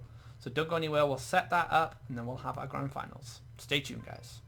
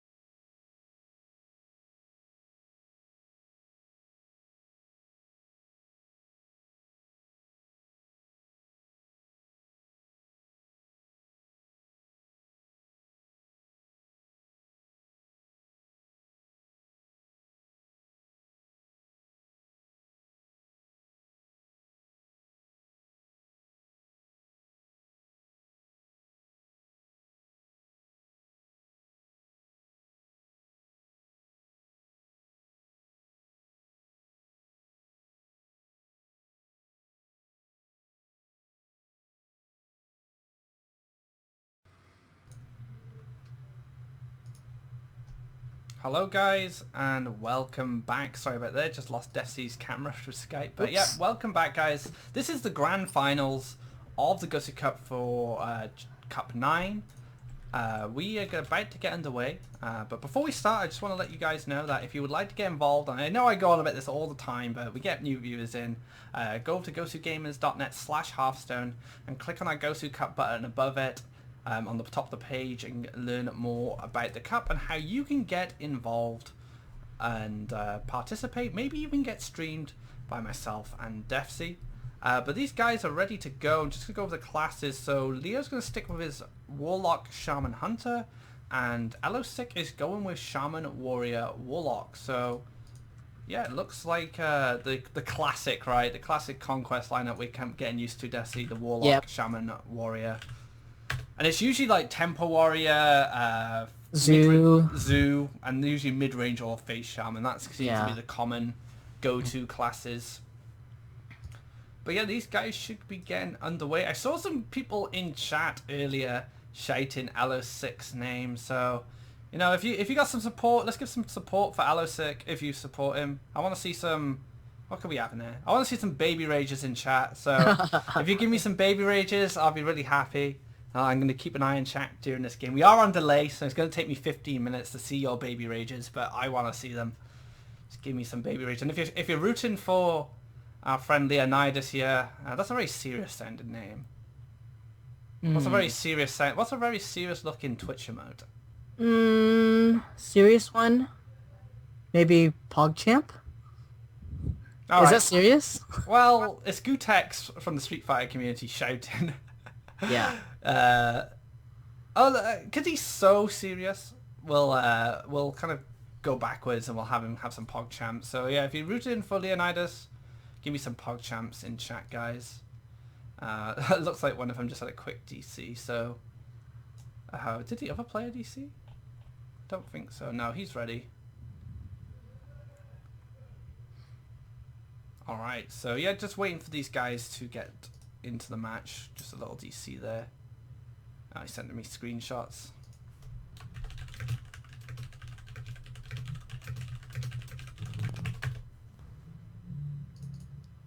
Elosic very serious at the moment. Wants those HCT points. Yeah, you know, oftentimes a lot of players wonder how they can kind of get out there, right? How they can make it in the Hearthstone world. You know, you've hit Legend multiple times and you think that you two can play with, you know, the big boys. Playing in our GosuCup tournaments is a really good way to get HCT points, and maybe you will also become the next Tice. Yeah, that's how you start. That's what Tice used to do. He used to grind community cups, and then he got invited to a King of the Hill, and then he just wiped the floor with every pro that was in the scene for about 11 wins, I think it was, for the half U King of the Hill. I think he was like an 11 winner or something like that. It was ridiculous. I used to watch them. And that was best of 7, I believe, back then. We didn't have Conquest. It was just last year of standing. And yeah, so that's like Tice got to... He just got known as this monster who used to destroy pro players in this King of the Hill. And then after he left Meet Your Makers with RDU and Skip, and I can't remember who the other player was, Freezer, RDU and Tice got picked up by G2. Well, they weren't G2 back then. What were they called before G2? They were called Nihilum, right? Nihilum, yeah. And that was... that is World of Warcraft guild. Ah, wow, interesting, okay. Run by... It's a Swedish guy. I can't remember the name. He's like one of the most successful PvE World of Warcraft players. Kungan, I think it is. Oh, okay. I always thought it was run by Lothar, so he wasn't actually the one who ran it. No. It was Kungan who ran the World of Warcraft guild, but he did dabble in Hearthstone. Uh-huh. And Kungan was invited to, I believe, the first Hearthstone championship, the one that Artosis won. Ah, okay. It was like an 8-man invitational, and it was like Crip, Artosis, I think Koyuki was there as well. I can't quite remember. Was this the one where he tried to execute his own Sylvanas, or...? It might be, yes. That was a long time ago, guys, Yeah. as well. Jeez. You know, and like all of them start by playing these open tournaments like these.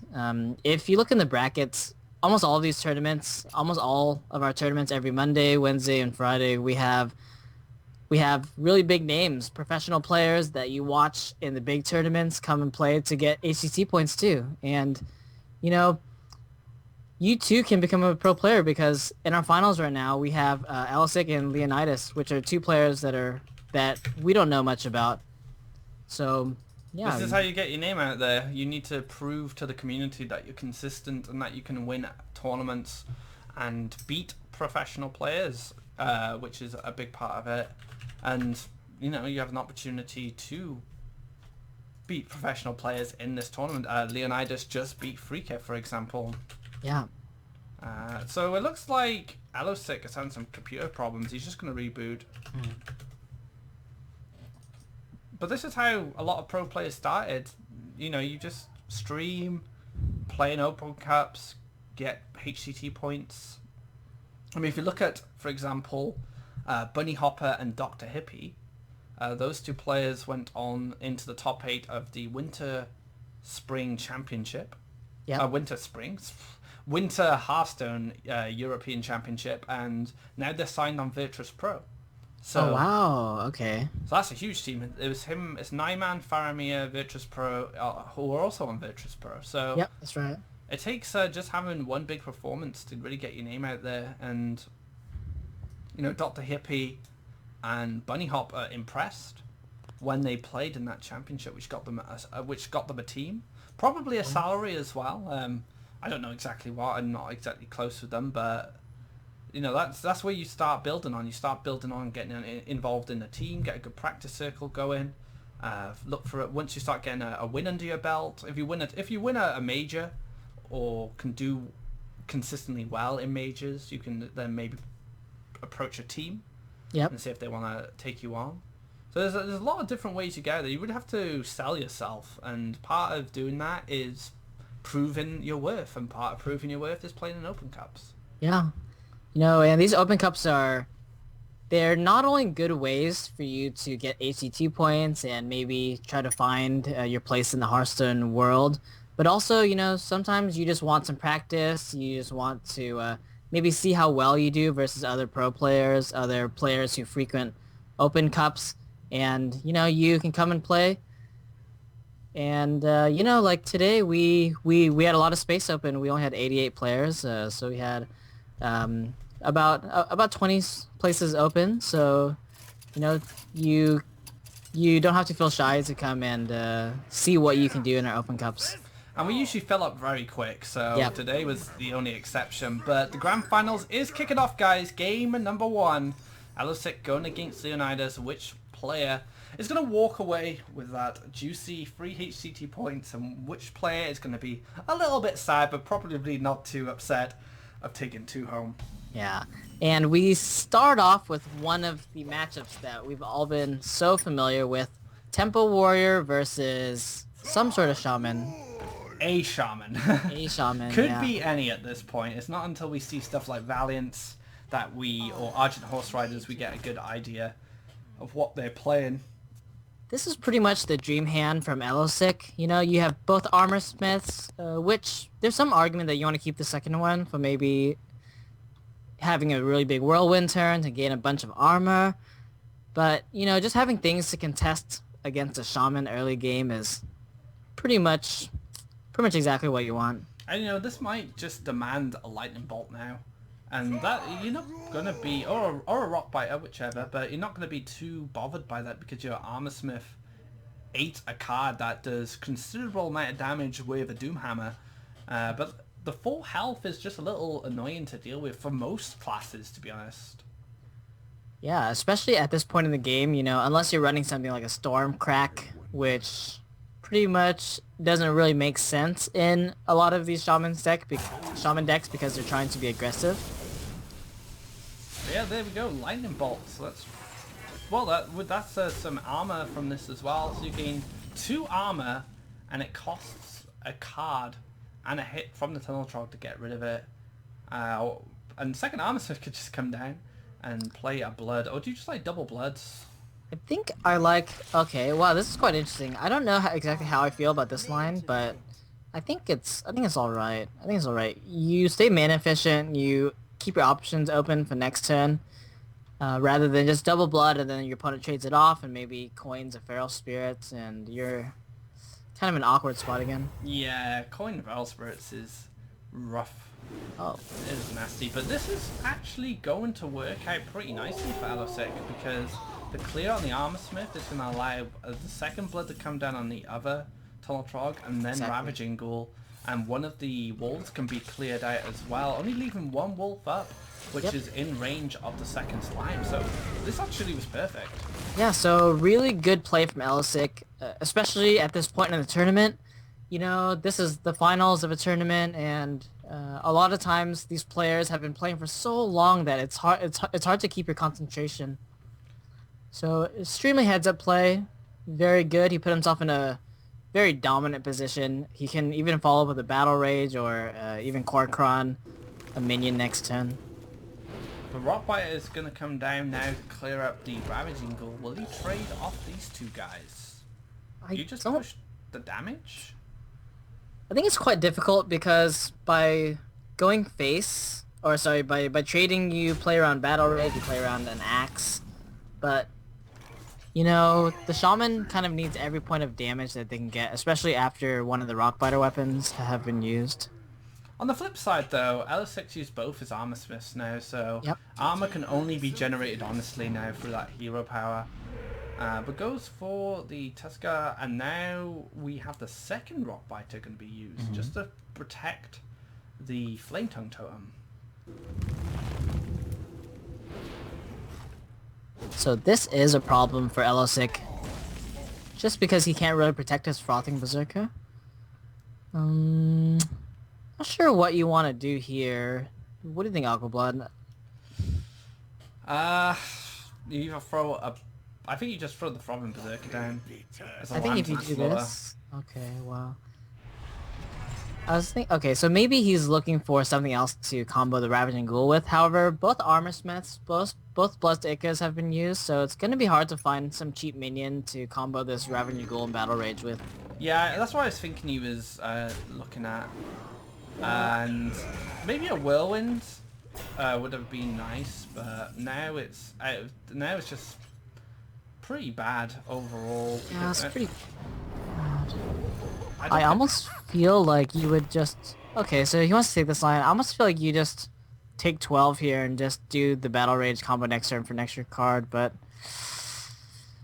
So Yeah. Spell Power Totem would be brutal in that situation. This is a little awkward, I feel. This is pretty awkward. Because if you had one more mana, then maybe you can have a Flame Juggler in there and it can help clear a Fierce Monkey, maybe. But as it stands... what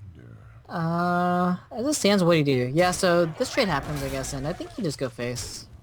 I think it may be using the Totem Golem, just so you Yep. protect your taunt Sure. from the Ravaging Ghoul. But I think the... So now Battle I think Rage it's quite works, close. Yeah, thanks to okay. the Flame Juggler. Oh, wow. So he got his 2-card Battle Rage without having to actually play anything himself. Yeah, I so you guess- slam this, you kill the totem, and you just armor up. Next turn, you have a pretty good Grommash, I think. So now things have just completely switched around. Leonidas was really far ahead. That's a good pickup, but now I think Elosic has an opportunity to get back in this game. You know, it's so funny. We were mentioning before how Flame Juggler is just so annoying. Even missing that Flame Juggler as Leonidas pretty much costed him 2 extra cards right from the double Battle Rage. Well, yeah, we had a 5 cards drawn for Elosic, which found him the answers he needed to deal Yeah. with the first thing from below and clip the Flame Tongue. He still has a bit of work to do here, but Sylvanas is definitely going to make things a little awkward. So if we went with your line of play instead, where we protected the thing from below and just cleared off the Ravaging Ghoul, then I think Leonidas would be in a dominant position right now. Yeah, I was surprised he didn't keep the thing from below and invested Oh. the... Oh, man. That's got to be the best draw in his deck, right? Yeah. Do you Do you try to trade up Sylvanas now? No, Or do you not just even go bother? face, right? You've seen enough indication this is Temple Warrior. Brawl is not an issue. Now Sylvanas is awkward because it doesn't... It has a chance to steal some poor stuff. Oh, that's pretty good. Okay. So yeah, see what you steal. He's Oh, that's probably one of the worst ones to steal. I mean, even... Well, yeah. Probably Yeah. the worst one to steal was the Flame Juggler, just because it's not a totem. But yeah, I don't think there's anything that you... Is there any way that he can get out of this? Because we know Leonidas has the Lightning Storm. I think Lightning Storm is just lethal, right? Yeah, I think Lightning Storms can close this out, especially Yeah. with the additional buffs Exactly. coming from the Valiant, so you can just roll Totem. Master of Evolution. We don't see that card quite often in Shaman. I've seen some players run one Faceless, one Master, but Oh, okay. I predicted Master. I remember I did a prediction post of what cards I thought were going to be the strongest before all cards. It was like me, Raven, RDU, Okay. a couple of other people, and I felt that Master Evolution was just an amazing card simply because it was a Yeti that had an additional effect in it as well. Yeah. Yeah. But it just doesn't get used anymore. It's just people have kind of just felt like a 7/7's better than a Yeti. You know, it's kind of funny because in a way, mid-range Shaman, it's not really mid-range Shaman as we know it. It's kind of like aggressive mid-range Shaman, right? Where you still have a lot of the aggressive tools in the deck, like Tunnel Trog, right, into Totem Golem. And a lot of the mid-range Shamans are still running Doomhammer, so it's just maybe a different version of aggro Shaman. I think that Master of Evolution would have a home if there were a more controlling Shaman deck, if that makes sense. Yeah, maybe. I mean, a lot of the mid-range shamans are still got a bit of pace to them, right? They're almost in a similar way to how mid-range druids used to be. Yeah. Maybe with not as much kind of explosive hand impact as the combo. They can't do 14 damage from hand, unless they have like Doomhammer or Rockbiter or something. That's super situational. But yeah, it's a very similar idea, I think, in building the mid-range shaman. And like I said, if it was a little bit slower, maybe Master of Evolution would have had a place. But the meta game isn't slow anymore. No, it's not. It's picked not. up a lot of pace recently. So another matchup we're quite familiar with, the mid-range Hunter versus Zoo. I mean, okay, yeah.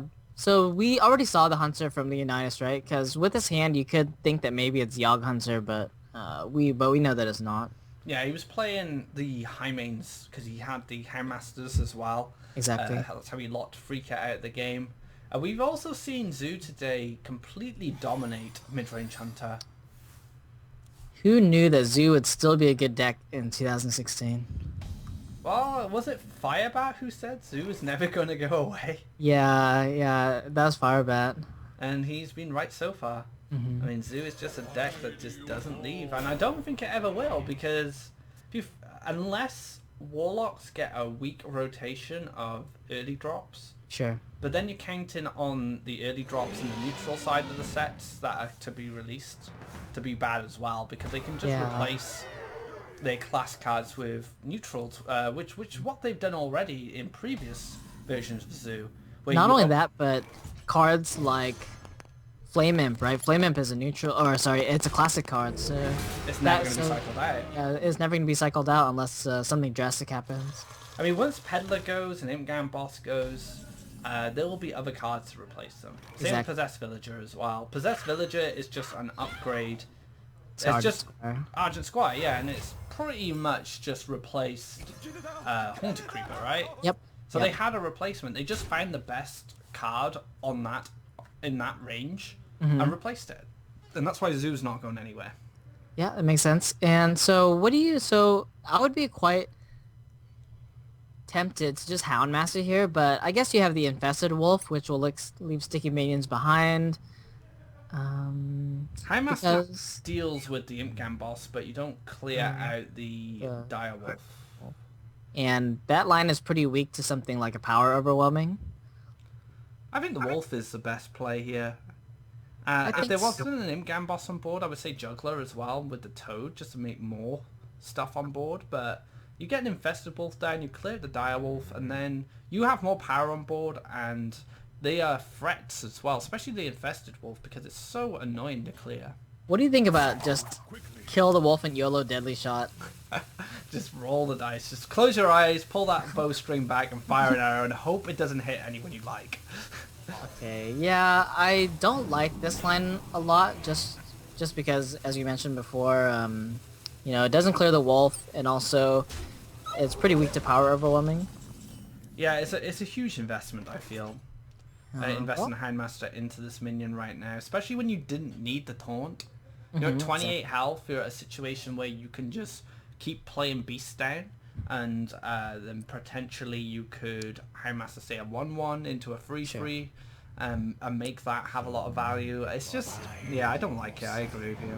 But then, alternatively, if you think about from Leonidas' point of view, say if the Imp King boss got buffed to kill the to kill the wolf, and then the 1/1s kind of get easy trade, or they easily get traded off. Then after that, you even have a weaker Houndmaster, maybe. Yeah, potentially. I don't know, I think Infested Wolf gives you Houndmaster targets. It's an investment into Houndmaster itself. On this turn, though, Unleash the Hounds just looks super good. It does look super good, yeah. So just pop that, unleash the hounds, and I guess you clear out the Flame Imp and maybe the 2/2, and just the 1/1 token. Yeah, just leave the 2 1/1s up. I don't think mind so. this. Or do you just push face damage? Yeah, you could also push face damage.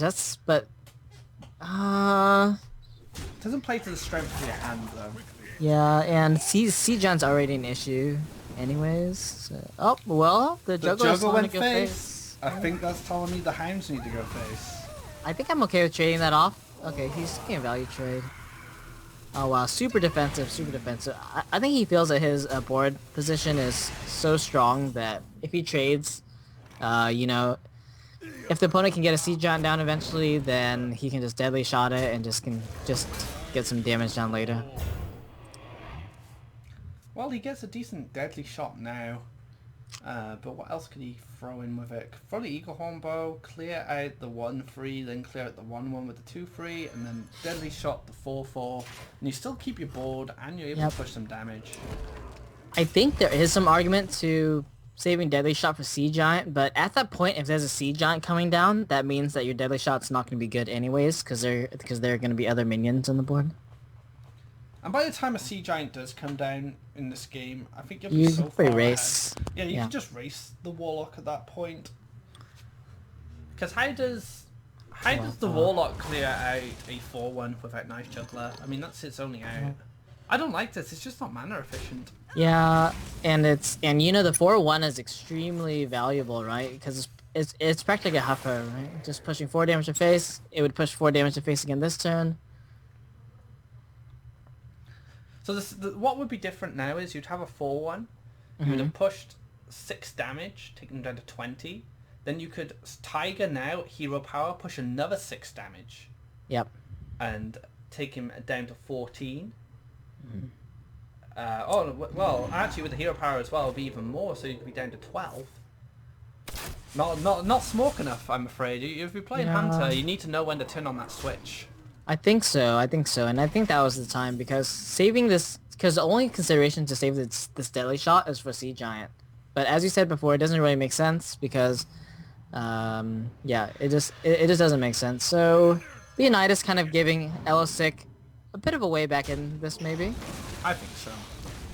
I think Elsic would already be hovering over the concede button if Yeah, he'd pushed face damage. Oh wow, just snap picks the Voidwalker. The bow will be able to handle it pretty easily. But now this is the point, Leonidas. You've missed, I think, one opportunity already to push the damage button. But now you definitely just go face and now force the Warlock to play reactively. I think so, because this 5/5, if you trade into a 2/2, it's not really doing anything, right? Like, what are you doing hitting a 2/2 with your Strangleton Tiger? when you're at 24 life. And why aren't you pushing 5 damage to face with Yeah. the Hunter hero power? So yeah, Yeah. he is going to go for it. Okay, so now the aggro switch has been flicked. Flaming, terrible pickup. Terrible. Oh, terrible. double Oh my flaming, goodness. fireball face. Yeah, so Leonidas not really making the best decisions this game, but not really punished because the double flame him. Just fireball yourself. Okay. But Leonidas is now on match point. He has a 2-0 lead. Some questionable Hunter plays, but ultimately he still won. I'm the kind of guy who always wants to see aggression coming from Hunters. It's just kind of a natural part of the class. And I've played enough Hunter in my days to feel comfortable enough to know when that aggro switch needs to be flipped. But on the flip side, I think Alosic just didn't have the hand to fight even some kind of weaker plays from the Hunter then. Yeah, and we also have to notice how strong Leonidas's lineup is, right? This kind of maybe this is the second most common lineup, right? Where instead of warrior you bring the Hunter, and it's just so it seems so consistent, and it's done so well for so many players in this tournament. Oh yeah, all different cups we've had mid-range Hunter making a very strong appearance and very strong presence in the metagame of GosuCup. I mean, I feel that GosuCup is starting to establish its own metagame now. Sure. It's very hard for me to kind of compare it to say the ladder, because the ladder can just be all over the place. But if you look at the European Championship, a lot of the decks, like we're not seeing much Reno Jackson Warlock. I mean, Leonidas is the first one to bring it in quite some time. And maybe that's in response to the championship. But the most common decks we see in this cup is Mid Hunter, Shaman of any variation, Zulok, and Temple Warrior. They're the 4 top tier decks. We sometimes see a lot of we sometimes see a bit of Miracle Rogue as well in the mix. But I would say those four decks are the top tier for this cup. You know, it's so interesting because on the other hand, Reno Lock is actually extremely weak to Face Shaman and also extremely weak to a mid-range Hunter. So pretty interesting idea to bring that to this tournament. And this is a matchup that I just mentioned. So the Reno Lock versus the Face Shaman. I think it's just really, really hard for the Reno Lock to deal with a lot of the Shaman's minions, say like the 4-mana 7/7, right? I don't think the Elos is actually running that, but it's pretty much impossible for the Warlock to deal with that, apart from like a minion and Power Overwhelming or Siphon Soul on 6. Minion, Power Overwhelming, Shadow Flame to make up that extra power to clear out a 7/7. It is pretty tough. It very much comes down to the Warlock just having Reno Jackson when they need it. Yeah. But on the flip side, if they just Reno Jackson onto a full board, they're just going to take all the damage that they recovered. So yeah, exactly. It's tough. That's a pretty good card to pick up to deal with totems, at least. However, this isn't the totem version. This is the face variant. So yeah, not as much influence as it would have against a mid-range Shaman. Mm-hmm. Flame Tongue Totem, pretty clean way to control the board, and there's some argument to just hero powering. Yeah, it's quite interesting because Reno Lock, a lot of the Reno Lock lists still run mind control tech, so it's still scary playing into mind control tech. Say if you just play the Argent Horse Rider and it gets stolen, and then then all of a sudden it maybe contests a minion, or it can hit the Flame Tongue Totem. Yeah, I guess so. But I think Alosic now is just putting on the pressure, right? He's not too concerned with the one copy of mind control tech they might or might not have. And I guess that's the one thing when it comes to playing against Reno Jackson locks, is that being a Highlander deck, it's inconsistent most of the time. But the one thing Warlock's pretty strong with, a lot of their one-offs are pretty powerful on their own, and can sometimes adapt to situations that 2 copies of one card could. But that's just the general weakness of a Highlander deck in general. Yeah. So what do you think here? Okay, so he's going to take the value trade. It's quite interesting because this is the turn before before Twisting Nether comes down. And I guess he's just trying to maybe... Because the board's not that resilient to Hellfire, but if they Hellfire, then is it just lethal? So 3, 9... No, Hellfire would be 2 off lethal from hand. He needed a Mortal Coil to go with Demon Wrath. Yep. Hogger will make him a taunt, but is it better than Demon Wrath? Demon Wrath takes off 3, 5 power off board. The Hoggers from the Shifter Xeris? Yeah. Demon Wrath into rocks, though. This is kind of the problem. Demon Wrath pass, I guess. Yeah, the next turn you're gonna just try to Twisting Nether. Yeah, this is why the matchup's super hard, you know. After you lost Antique Healbot, you lost maybe Big Game Hunter, and also Shaman got a lot of new tools as well, like say like Thing from Below. It's hard for Warlocks to deal 5 damage. I mean, if you look at what Warlock took from the last expansion, it's more zoo-based stuff. Yeah. Like Darkshire, King Summon, Yeah, sure. Possessed Villager. They didn't really get a lot of good control cards. I thought Cho'Gall was going to be really good. You know, for like tempo, like Cho'Gall, Siphon Soul. Yeah.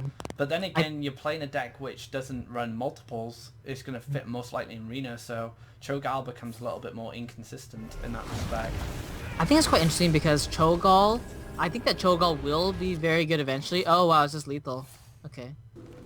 It's just not right, not in this metagame right now. I don't even think it's necessarily the metagame, but more so that there aren't enough high quality cards to combo with Cho'Gall. Say maybe if Demon Heart was still in, right? You can play Cho'Gall and Demon Heart, which is pretty reasonable, or Implosion. But right now, your best card to play with it is Siphon Soul, right? So Cho'Gall Siphon Soul is the dream combo. Or Cho'Gall, Shadow Flame and Cho'Gall, Yeah. right? They're the 2 best cards. But you still... well, Cho'Gall Twisted Never costs 8 health. It's a full board clear, right? Like you trade 8 health for a coin. Seems pretty good. And a card. So it's an interesting card. Maybe we'll pick up strength in the future. I got a golden Cho'Gall in my first 100 or so packs. I was super excited. I was like, oh, this is going to fit in Reno Jackson lock really nicely. And I just never played it because it was too situational on Reno Jackson lock. Maybe if there was a control Warlock which had double Siphon Soul, double Shadow Flame, it might work. You know, I was actually thinking maybe like Cho'Gall Dark Bargain would be something that's funny as like kind of a finisher, right? Dark Bargainer? Dark Bargainer, yeah, this is an awesome card. Okay, so Zoo Lock versus Reno Lock. What do you think about this matchup, Aquablood? So again, I think Reno Lock struggles with the same problems it has against Shaman. No consistent board clears.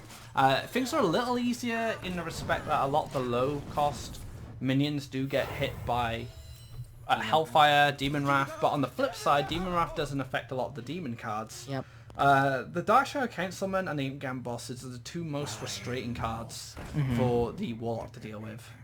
Yeah, you know, I've actually thought about maybe to win this matchup that you actually have to run Corruption in the deck because, as you said before, you can't really deal 5 damage reasonably to Darkshire Councilman. Yeah, Councilman's a big problem. I mean, the best response to Councilman is like Shadow Bolt Mortal Coil. Yeah. 2 one-offs, drawing them at the same time. Oh man, or if not, then you have to Siphon Soul it on turn 6. By that point, they already got a lot of value off of it, and then sometimes Sea Giants come down at that point, and then you can't kill Sea Giant. It's just, oh man. It's a tough one. I think this match is really tough. Yeah, you know, previously in the last expansion, my matchup, my win rate versus Zoo was extremely good as the Reno Lock. I had maybe over a 70% win rate against Legend Zoo players and also in tournaments. But then Darkshire Councilman came? Yeah, and then BGH was gone. Oh, yeah. That is a big change as well, not being able to answer a 7/7 plus for free mana. Yep. Just a tap here. So he saves the Mortal Coil What do you think about that? So he's saving the Mortal Coil. He's not using it now. It's for the Shadow Bolt combo. The Shadow Ball combo, but oh no. Okay, so that's actually pretty good, right? You can Spellbreaker the Councilman. I kind of would have liked to see the Mortal Coil just because you are looking for Reno Jackson or something super badly. The problem with Reno Jackson in this matchup as well is kind of the same with Face Shaman as well. You have Reno on 6. If you're forced to play Reno on 6, they probably have a big enough board to not only clear Reno but push a lot of damage back into you. And I mean, you most likely clear Reno Jackson anyway to play in Shadow Flame. Exactly. But look at this, 14 health already. I don't think there's anything Leonidas can do. He can coil into Hellfire. Takes He can himself. coil into Hellfire, and then that means that Alisic is 1 off lethal.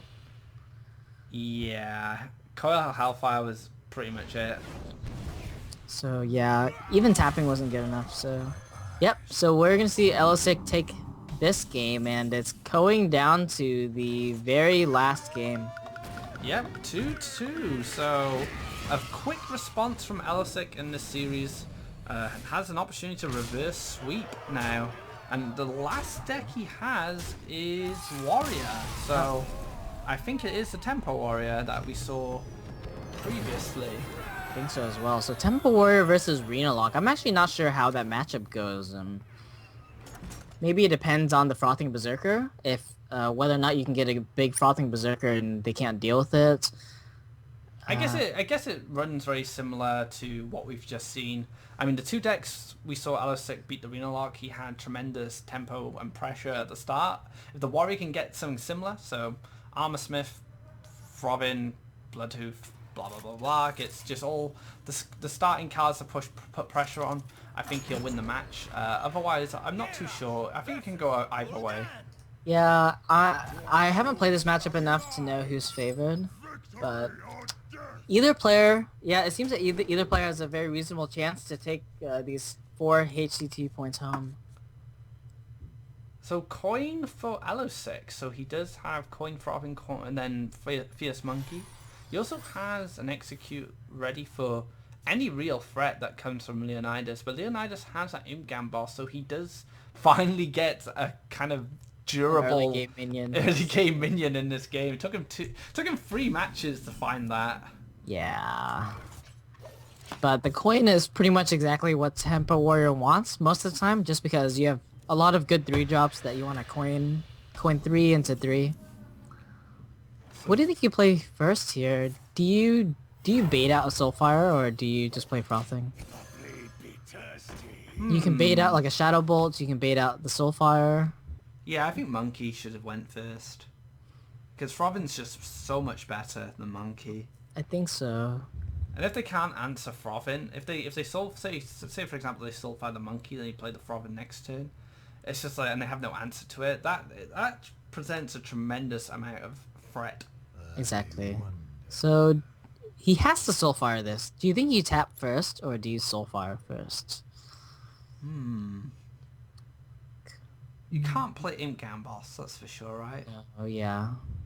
You risk maybe discarding a Reno Jackson or something. The Jiraxis, probably your best card in hand is the Ragnaros, which is pretty good in this matchup. Here we go. What's gonna go? The Imp Boss. We just said how it's nice you finally got a good free drop, and now it's gone. It's like, hey guys, I'm here. Up, party's over. Ooh, Shadow Bolt off the top. I think I just prefer Tazdingo. Yeah, You have the Mortal Coil. One thing about Reno Lock that I've always found is that your biggest opponent is actually not the guy sitting across from you, but actually your mana, because your deck is so clunky that being mana efficient when you can is so important, so that you can get more taps in later. You can just increase the possibility or your options for plays. Yeah, I think Yeah, I think you're right there. And Senjin obviously plays into that game plan. I don't feel like Fierce Monkey is enough of a threat to deserve a Shadow Bolt. Yeah, you know, there's another frothing in there. You can also like Shadow Bolt, Mortal Coil, Malkarok. You can Shadow Bolt, Mortal Coil, Sylvanas. Oh wow! So Leonidas just goes ahead and places Shadow Bolts. I mean, realistically, how much threat is a Fierce Monkey compared to a Tazdingo? Yeah. It's like the difference is 1 health, and you are in favor on board. Even if your opponent slams it, right, and trades in, then you can Mortal Coil it next turn. If they execute it, then that means that your Rag is a little bit better. The Emperor Thorson you just drew. And now you play off curve, so 2 turns off curve. He played the card he should have played last turn. Exactly. So in a way, he's kind of missing a tap here. So if he did it the other way around, and assuming the same things happen, of course, that he could have tapped and Shadow Bolted this turn. But wow, I mean, he's pretty happy if the execute comes down in this. It's a bit fortunate for Leonidas just because Elosic doesn't really have anything better to do. Yeah, it's just execute or bust, right? Nothing And much going on. Forcing time though.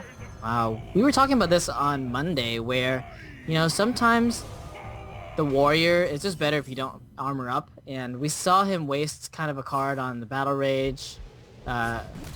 Yeah, so 1 card from the Battle Rage, and then now he's going to pretty much lose another card on a future Battle Rage. So And that is both premium removals gone. yeah, which is pretty bad. Just because now you can't deal with Ragnaros, you can't deal with Sylvanas, or you can't even deal with like Reno Jackson as a 4/7. Bye. Twilight Drake. He purged. Oh man, are we gonna see a faceless next turn? I think we're gonna see a Faceless next turn. Faceless hype, man. This is one of the coolest combos. Yeah. Ooh, but Sylvanas. That kind of makes things a little awkward. Yeah, I don't think... Oh yeah, so use Faceless the Sylvanas, right? And then use Power Overwhelming your own Sylvanas. Oh yeah, that's a good play. Yeah, and then what else do you have? You have 3 mana after that, so I guess you can... Tap first. Yeah, tap, play the Peddler, and then... yeah, and then... That's Just- a really good play. I didn't even see that. Yeah, it's kind of one of the cheeky plays in Reno Lock. Yes. Oh wow, is he gonna copy the Ragnaros? Copying the Ragnaros is not a good idea. No. But then again, you still, if you seen 2 executes now, so you know if you protect this Ragnaros, there's no way he's clearing it with Exactly. spells. He has to beat it on board. Yeah. Wow, I don't think he sees it. I don't think he sees it. Well, he's running out of time. Okay, so he does see it. He does see it. Okay. Might miss the Peddler. Yeah, he might miss the Peddler. Ooh. Oh, yeah. Actually, yeah, I forgot about that. So it would be end of turn, right? So I totally forgot about that because Rag would shoot first. Yeah, but So it's he still was- 50-50. He was going for the 50-50. I guess that was something he was considering. Malkarok Fistblade.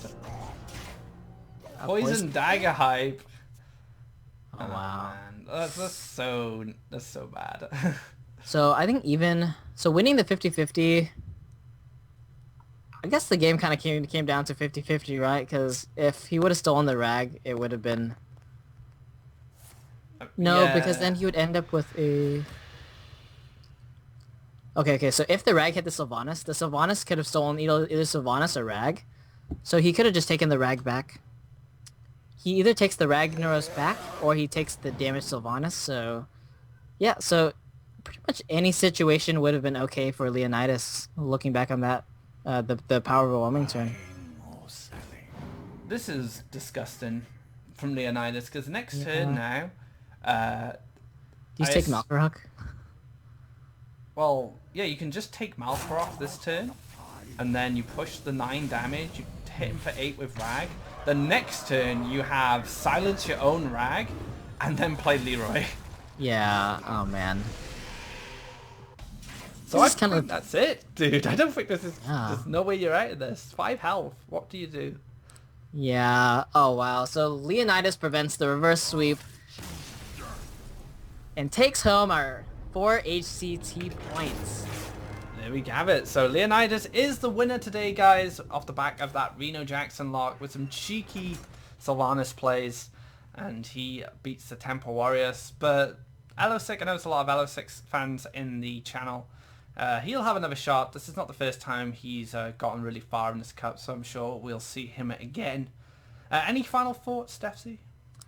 No, I guess just looking on the deck lists that people brought their deck choices, I'm kind of interested to see maybe how the meta will change from here on out, because it seems to have stabilized, but I'm not sure that, maybe with DreamHack Sweden coming up this weekend and the North American preliminary, the North American Championships coming up the weekend after that, not sure if it will have enough impact on the meta to change these decks that people seem to be comfortable with. Unless Cafoon makes a big splash, aka Wonders, Cafoon splash didn't work out for him, but there's still kind of talks about Cafoon Warrior being a thing. I think Asmodee's been playing a Cafoon Warrior recently, which has been making a little bit of noise, and of course, there were a lot of players on Twitter talking about Cafoon Druid. North America's seen its light, it's doing well, and it came over here, and everyone's just like, well, it's not that good, really, but we'll have to see. But yeah, maybe the DreamHack metagame will shift things up for future GosuCups as well, especially after the weekend. So thank you very much for tuning in. It's a bit of an early one today because we had less players sign up, and we basically cut it around because of how many little players we had, so we'd have to give so many buys. And yeah, so if you'd like to get involved, be sure to go to gosugamers.net/Hearthstone, click on that GosuCup button above the page. And Yeah, guys, don't be shy. Come join. Come see what you can do versus the other professional players. And the other GosuCup winners as well, who have already proven themselves in GosuCup size at least. And if you'd like to know more about us, be sure to follow us below, Defsy and Aquablad. But that's it for us until Friday. You off to DreamHack Friday? Yeah, I'm off to DreamHack Sweden on Friday. I won't be back until maybe Tuesday. So we'll probably see you again Wednesday. Yeah, Wednesday. So yeah, I'll be flying solo Friday, guys. So I will see you then. Be sure to follow the channel as well to know when I go live. It can change depending on how the bracket is going. So thanks again, guys. Have a great evening. I will see you again. Thanks, guys. Night.